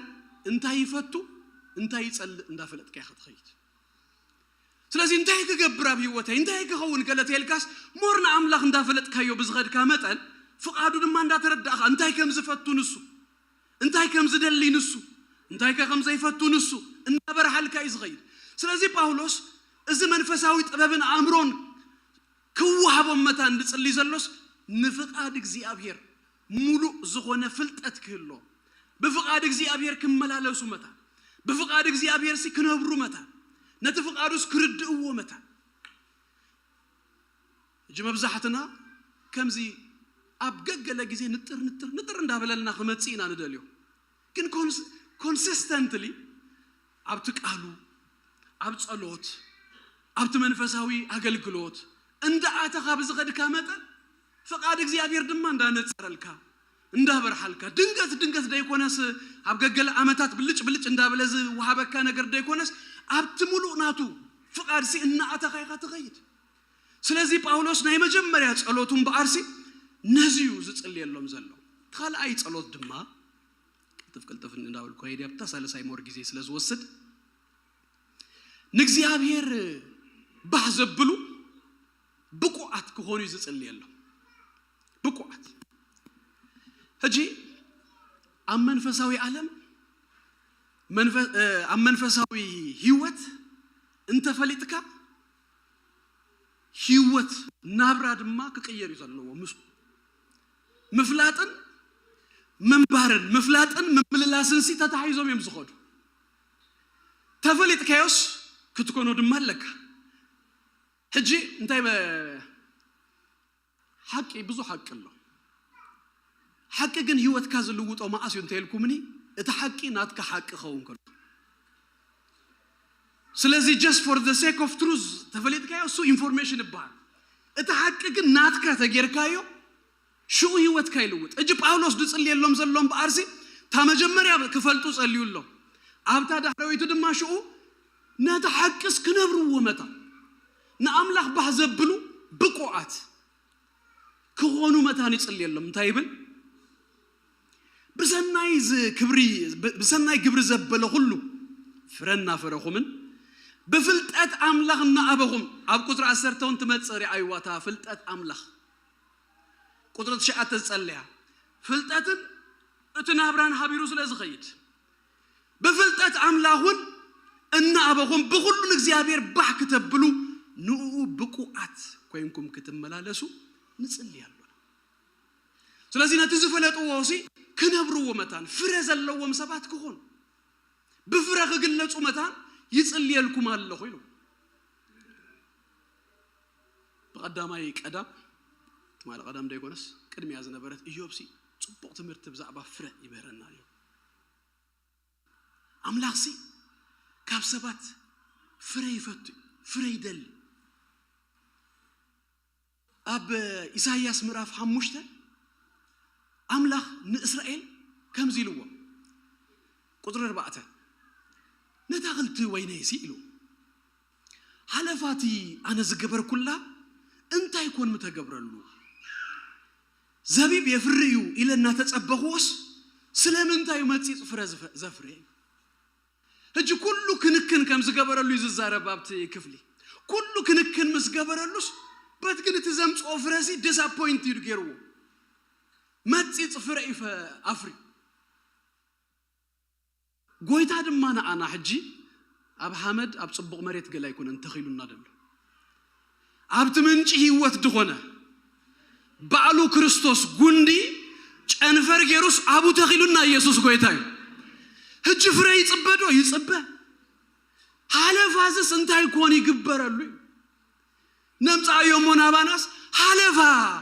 إذا انت يكون يكبر لنا أب كريستوس كمتكال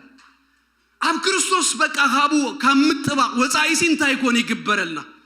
هاليلويا أملاخ بفرس انت يخبر بفرس بايبلو سلازي فرق فريو متان باولوس دماس انت يكبر له مالو يصلي له مال برهان كرخبو دما فرز لهم سبات دما خونو ناي حسوت تمرتي مفلط يزي حدا كابت مفلط يحدا برهان لني بلي بقى خمسي تغليص الله يغلى يبلكا ህይወት ግን አይነግረካን አይረካል አብ ህይወት አይተኩርኒ እንደር ከሙን ተቆይኑ አንቲ አላርሚንግ ማርኪያ ናይ ጎይታ ነገር ድማስ እንደር በሪሁልካስ ናአኻዩ ቅድም ድልውጥ ናይ ትራዩ እንዳበልኩ አይኮንኩን ድነግረኩም ናአይውን ክትሪዩ መታን ጳውሎስ እኮ ናአይ መሰሉ ከዛብልኩ ይኸይዱ ስለዚህ እቲ ህይወት እቲ ብርሃን እንደር መጽዩስ እቲ ብርሃን ምስቲ ህይወት ድማ ሀቢሩ ይዝኸይድ ምስቲ ፍረ ድማ ሀቢሩ ይዝኸይድ እዞም ሰባቱን በት ኮንቴክስት ናይ ቆሎሴን ተሪና ይውን ካቡ ይደድህኖም ደሎ ድገርመኩ ከሙ አይነት ስለዘለዎ እንታይለውም ሹአቡ በሰናይ ግብር ዘበለ ሁሉ ፍረና ፈረኹ ሰናይ ግብሪና በደህነት አይምጽን ደህነት በክርስቶስ ኢየሱስ بتصقى بأمنة نرخبو نجر ነገር ግን ኤፌሶን ምዕራፍ 2 ቁጥር 10 ድማ ከምዝ ብሎስ ንሰናይ ግብሪ ድማ ተፈጢርና ይላል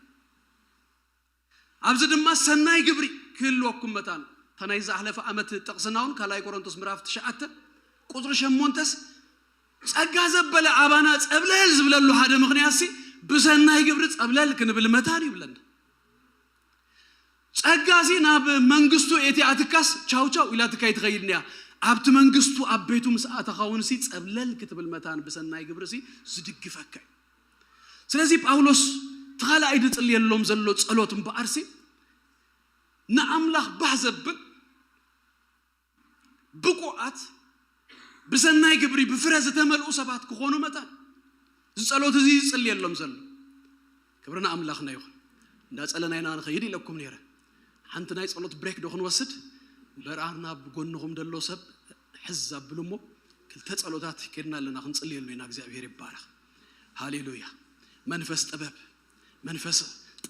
አእምሮ ፍልጠት በኢየሱስ ስም ይዋሃባ ጸልዩ እስኪ ማለትና ሆይኑ ንጸልይ ለይጽልይ ሰባይ አሉ በኢየሱስ ክርስቶስ ንጸልይ ንአምላኽ ደይፈልጥ ገና ክሳሕጂ ናብ እምነት ናብ ንስሐ ደይመጸንቶ ሆይኑ እግዚአብሔር ብርሃን ከብርሃሉ ኣብ ልቡ ርትኢ ከምጽ ኣብ ልባረተ ከምጽ ኣብ ቀራንዮ መስቀል ስሊኡ ዝሞተ ዝተሰቅለ ኢየሱስ ክሪኦ በኢየሱስ ክርስቶስ ስም ሐውና በጎይታ እንተ ሆይኑ ድማ ሎሚ በኢየሱስ ስም በፍልጣት ይወስኽ በመፍላጥና አምላኽ ይወስኽ በመፍላጥና አምላኽ ኣብዛ ዓመት እዚ ይወስኽ አይድከምና ወሰኸ ይኺድ ምሉ በኢየሱስ ክርስቶስ ስም ፍቃድ አምላኽ ዝፈልጥ ከውን መታን ርዱእ ከውን መታን በኢየሱስ ክርስቶስ ስም ሃሌሉያ ንጸልይ እግዚአብሔር ይባረክ ሃሌሉያ ንጸልይ ድማ ኻልኣይ ጸሎት ደጊምና ንጸልይ ንአምላኽ ባሕዘብል ሃሌሉያ ብቁ በኢየሱስ ስም ከውን መታን ፍረ ዘለዎ ሰብ ይኹን በኢየሱስ ስም ኣብዛ ዓመት እዚ እግዚአብሔር ብፍረ ባርኮ በልዎ ሃሌሉያ ብፍረ ባርኮ በኢየሱስ ክርስቶስ ስም ፍረታትካ ሁሉ ይገለጽ አቡ ፍረታትካ ሁሉ ይገለጽ እግዚአብሔር ናይ መንፈስ ፍረ ይረኸብ ኣብ ሃወይ በኢየሱስ ስም ኣብ ሃፍተ ይረኸብ በኢየሱስ ስም ናአኻ ባህ ተብል በኢየሱስ ስም ክትከውን መታን ጸልየላለሁ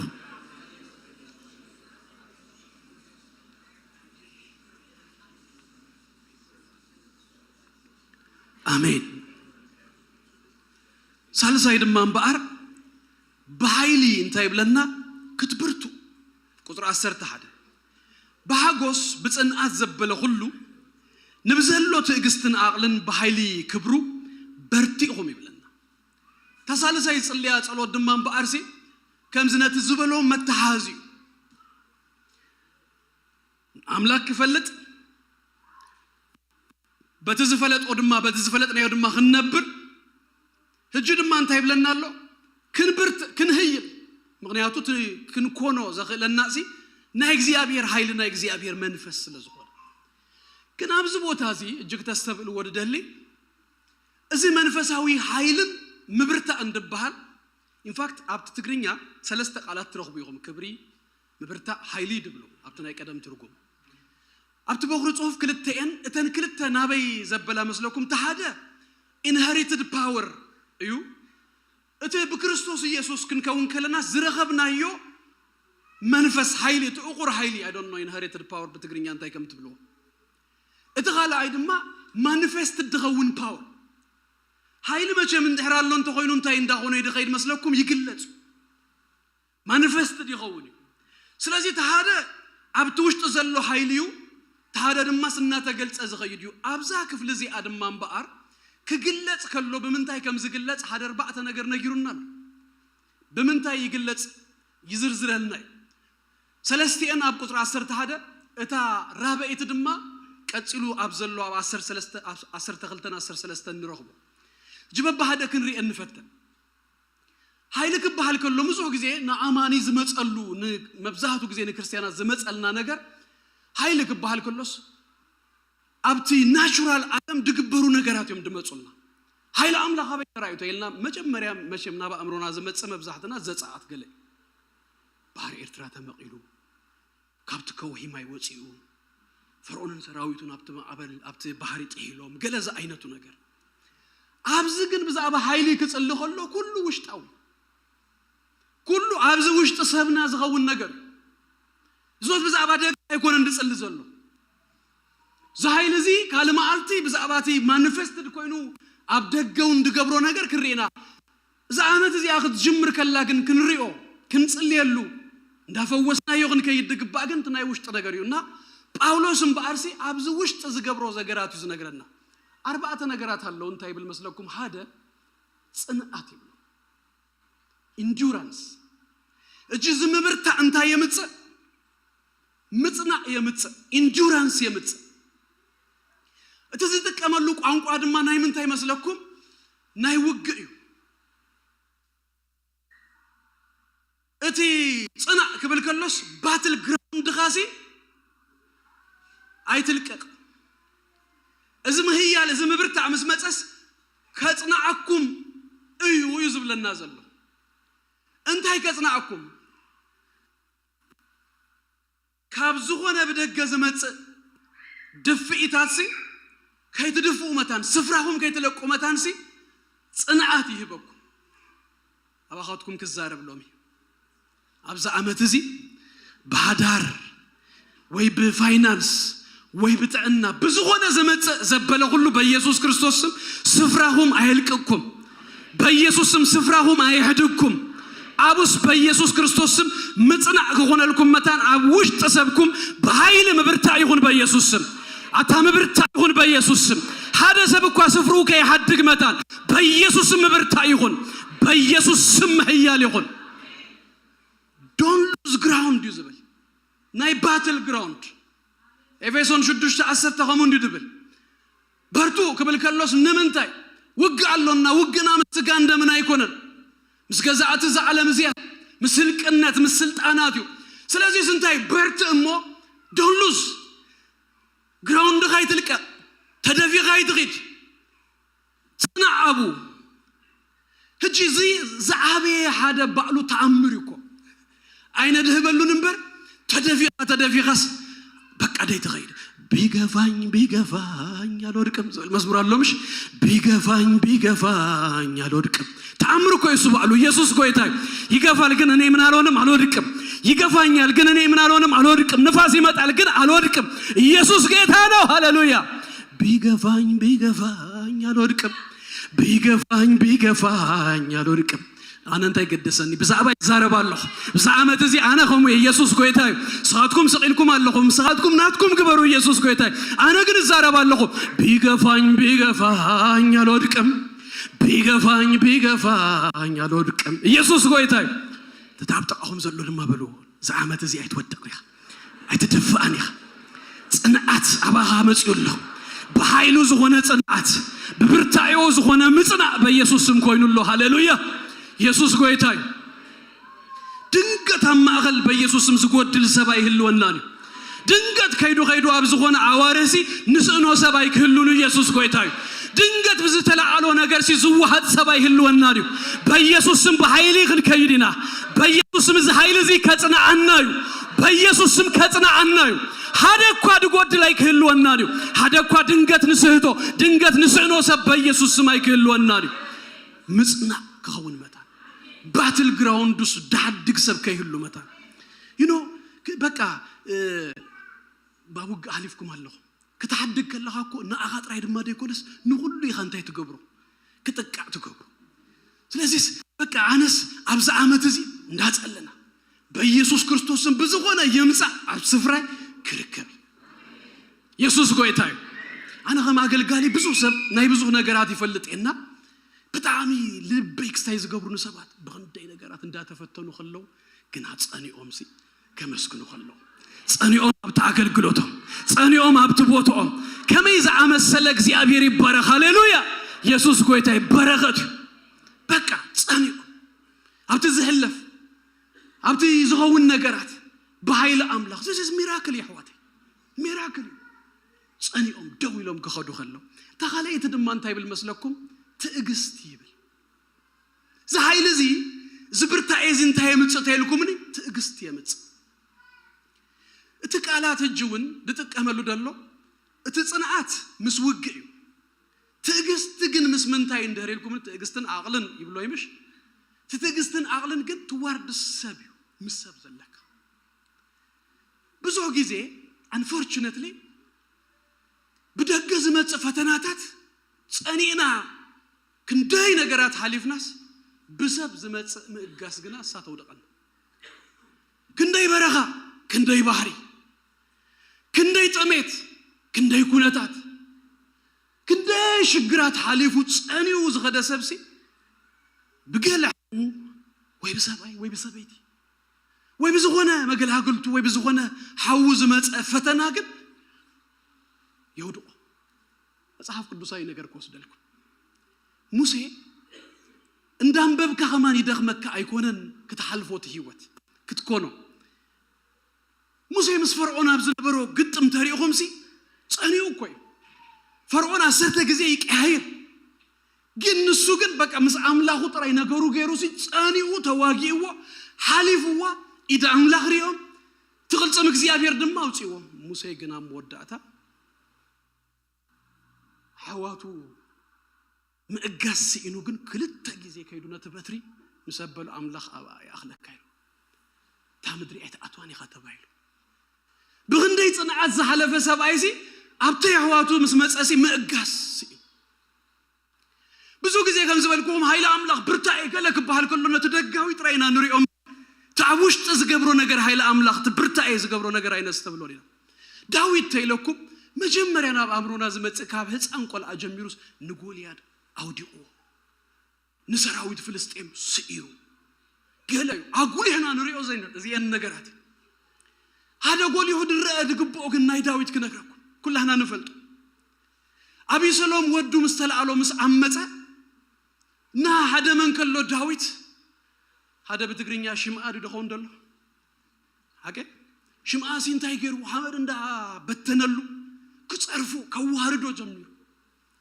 كابتوم دك صوريا ازنتايو كيدس كسادو قرصو مسبل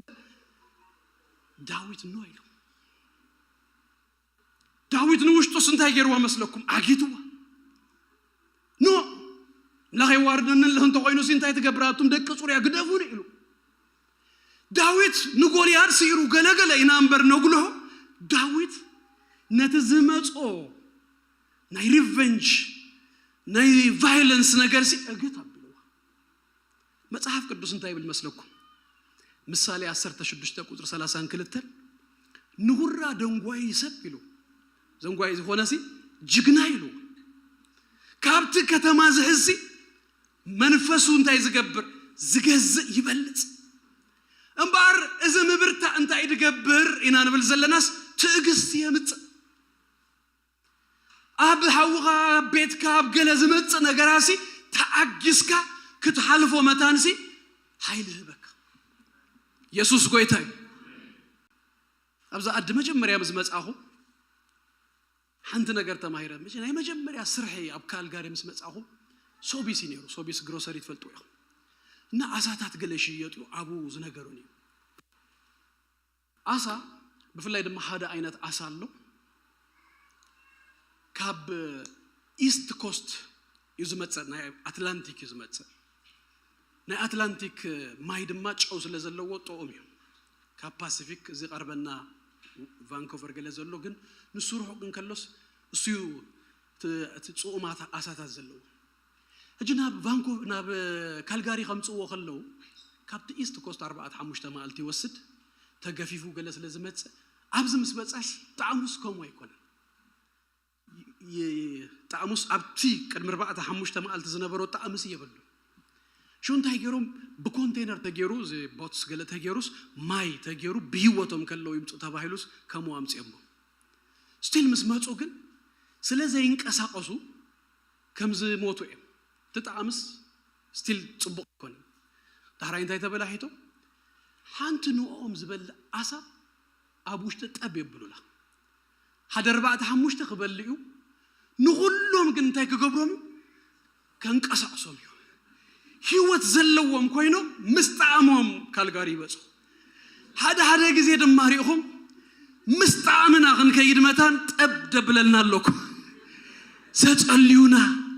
زنبركونا ክንእገስ መታን ዝገብረና ሓደ ግዜ ገገለ ሰብ እንታይ ይልወስለኩም ኣገልግሎቱ ገለመለ ሓዲጉስ ከምዚ ኣብ ንበይኑ ክኸውን ደሊ ፍቅር እንድሕሪልካሲ ኣብ ንበይንኻ የላ ቀዳማይ ቆሮንቶስ 13 ሁሉ ትናይ ፍቅር ባህሪያት አጽነዎ እጂ ይቅረ ምባል ገለ እንድሕሪሉካ ትብደል ኢኻ ማለት እኮ ይቅረ ድማ ትብላቡ ትእገስ ስለዚህ እዚ ጽንዓት እዚ ምብርታ እዚ ምሕያል ናይ ኣምላኽ እንታይ የምጽእ ካብቲ ብደገ ዝመጽእ ፈተናታት የጽንዓካ ካብቲ በሃውኻ ደልዓሉ ነገራት ድማ እንታይ ይገብረካ ትእግስቲ ክህልወካ መታንሲ ይገብረካ ዛመት እዚ ምጽናዕ ምእጋስ ዶ ይኹነላ ካብ ኃይሉ ዝተለዓለ በኢየሱስ ክርስቶስ ምእጋስ ይብዛልና ንሓድድናስ ንቀባበል ንሸኻኸም ሰባት ክንከው sometimes ኣነ ከም ኾነኩም ትዕገሱኒ እስኻትኩም ከም ትኾኑኒ ኣነ ድማ ክእገሰኩም ይግባ ስለዚህ ዝምብርታ እዚ ጳውሎስ ዝጽልዮ ዘሎ ጸሎሲ እዚዩ ዘምጽእ እግዚአብሔር ይባረኽ ተንክልተ ጠቅልል አቢለ ክውድ ሓጎስን ምስጋናን እዮም እቶም ሳልሳይን ራብዓይን ኣብ ቁጥር 12 እናመስገንኩም ዝብል ትረኽቡ ኢኹም ሓጎስ ድማ ትረኽቡ ኢኹም ጆይ ሓጎስ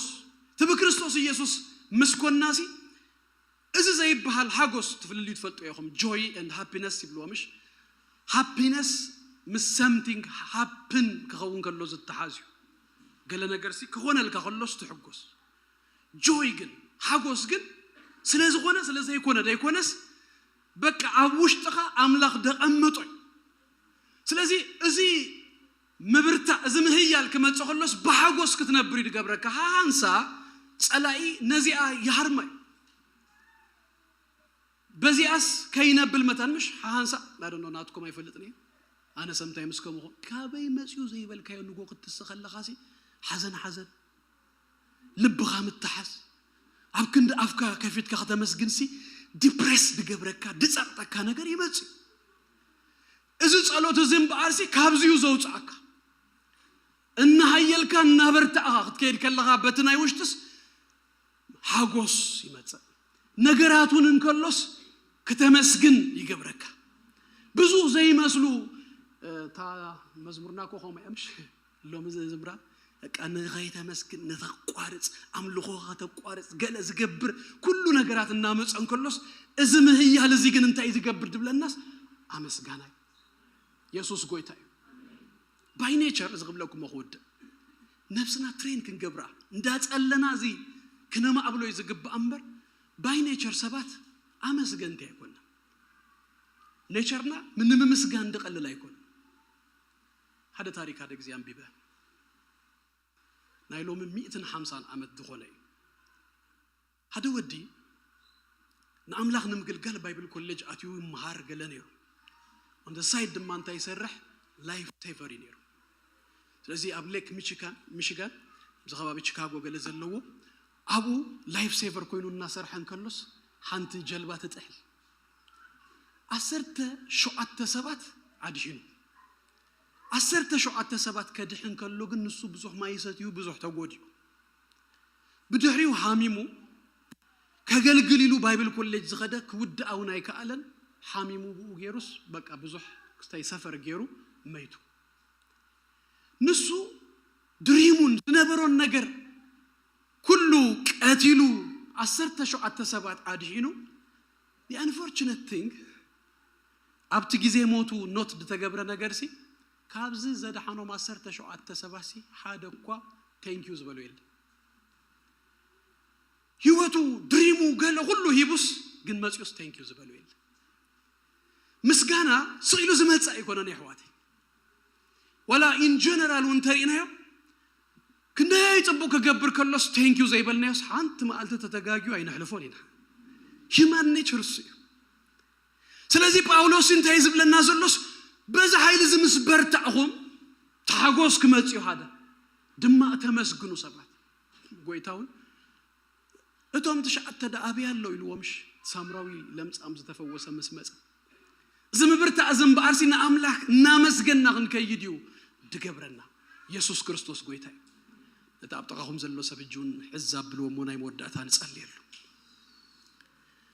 بحيلي متان كبرت بصنعات بيسوس كريستوس سم كصن زغطمو زدفو زبله كله بيسوس كريستوس سم هاليلويا كيدفع سفرا هيتلقق بيسوس سم ጸልዩ ላ እግዚአብሔር ይባረክ don't lose your ground አይትልቀቅ በኢየሱስ ክርስቶስ በትዕግስት በኢየሱስ ክርስቶስ ስም ሃሌሉያ ልቡ ገፍህ በኢየሱስ ስም መንኩቡ ገፍህ በኢየሱስ ስም ከኸውን በኢየሱስ ስም ሃሌሉያ ሐጎስ ካቡ አይወሰድ ሐጎስ እግዚአብሔር ካቡ አይወሰድ ሐጎስ እግዚአብሔር ካባ አይወሰድ በኢየሱስ ክርስቶስ ስም ምስጋና ይብዛሃሉ በኢየሱስ ስም ምስጋና ይብዛሃሉ ሃሌሉያ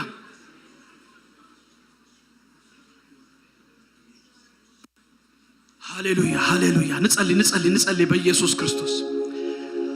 هاليلويا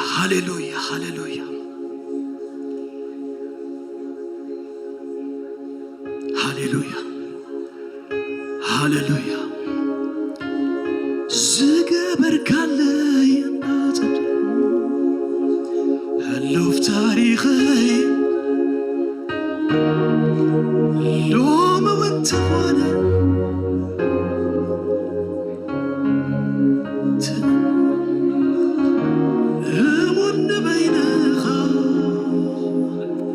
እግዚአብሔር ይባረክ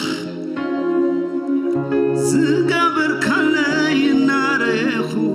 እግዚአብሔር ይባረክ ሃሌሉያ ተመስገንና ለጸለና ሐለና ምናልባት ሀደ ጻዊት ቅድም ምውዳና ሎሚ ንጎይታ خص ወደሊ በእምነት ብንሳህና በመጸደሊ ዝብል ሰብ አማኸልና ምናልባት እንተሎ ዘድል ክበኩም እግዚአብሔር ይባረክ በጸሎት ክንድግፈኩም መታን كمزا أين السبب تلهم أبتم زمتهم سبعة دم دقفهم እግዚአብሔር ይባረክ يداوكم ماريون مو انصلي لكم كدقفكم እግዚአብሔር ይባረክ እንተለሁ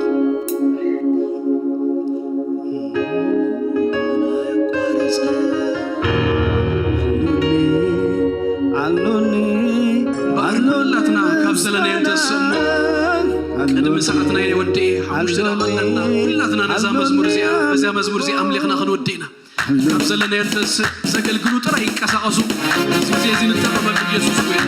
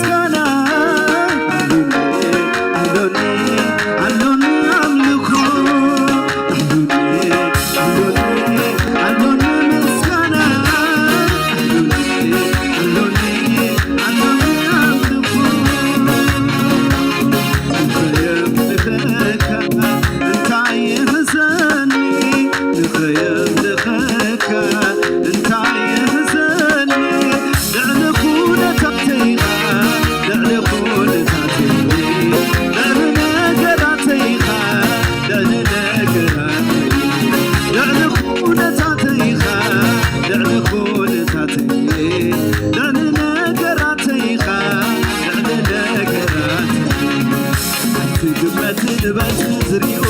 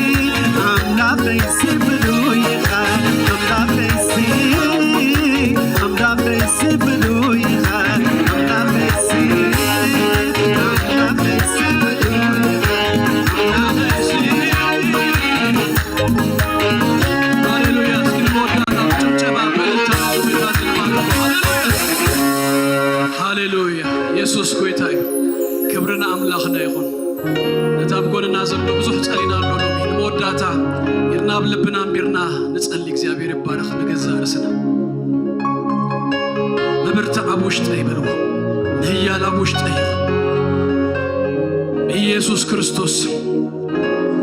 ንውሽጠይ በኃይል መንፈስ ከአበርታዩ ከመጠን በኢየሱስ ክርስቶስ ስም ክብር አምላክ በኢየሱስ ስም ምብርታ ይሁንልኝ ምህያል ይሁንልኝ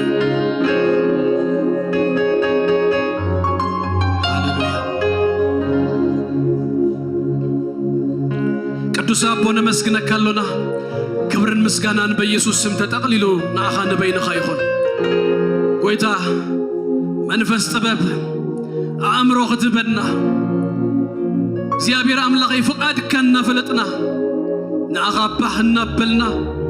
ብቋት ኮይና እግዚአብሔር ክንመላለስ ፍረዝ መልኦም እግዚአብሔር አቦይ በኢየሱስ ክርስቶስ ስም በሰናይ ክብሪ ጸብለል ዝበልና ሰባት ክንከውን መንፈስ ካህንብርት እግዚአብሔር አቦይ ክንጸን ካብት ዝደፍአና ሀብት እግዚአብሔር አቦይ በኢየሱስ ክርስቶስ ስመጸና ሁሉ ነፋሳት በኢየሱስ ክርስቶስ ጸኒና እግዚአብሔር አቦይ አቦታና አብሰፈርና በኢየሱስ ስም ንርከብ ክንከውን መታን ኃይል እዚ በኢየሱስ ስም ሎሚ ከበርታና ንጸልያለና ልብና ገፍህ እግዚአብሔር አቦይ ንሰባት እግዚአብሔር ንስከም بفقري እግዚአብሔር አቦይ ንእገስ ሰባት ክንከውን መታን በኃይልኻ አበርታና ሐጎስና ሙሉ እግዚአብሔር አቦይ በምስጋና ደማ ዘተመላዕና በኢየሱስ ምስጋና እናፈልፈለልና ዝገይድ ነን አብጸጽባህ እግዚአብሔር አቦይ ብር ክንብል ከሎና እግዚአብሔር አቦይ አፍና በምስጋና ግፈት እግዚአብሔር አቦይ መስዋዕቲ ምስጋና እግዚአብሔር እናቅረብና ክንከይድ መታን በኢየሱስ ስም ህያል ይኹነልና እንግዲና ኻብ ኃይልና በኃይል ስለዝኾነ ይባረከካለሁ ኣብ ቅድሜኻ ድማ እግዚአብሔር ስለንቃወም እግዚአብሔር ተመስገን እግዚአብሔር ይባርኩም ጸጉ ይብዛልኩም ሰላም ድማ ይሃብኩም ገጹ ይብራሃልኩም ኣብቲ ኸድዎ ሁሉ ንሱ ይቀድመልኩም ስሙንኩም በስም ኢየሱስ ክርስቶስ ተባረከ ይኹን ደጌታት ጸላትኩም በኢየሱስ ስም ውረሱ ብርሃንኩም መመሊሱ ይድመቅ ናትኩም ዝኾነ ዘበለ ሁሉ በአምላኽ ተሐለወ ተባረከ ይኹን ሰላም ይዱ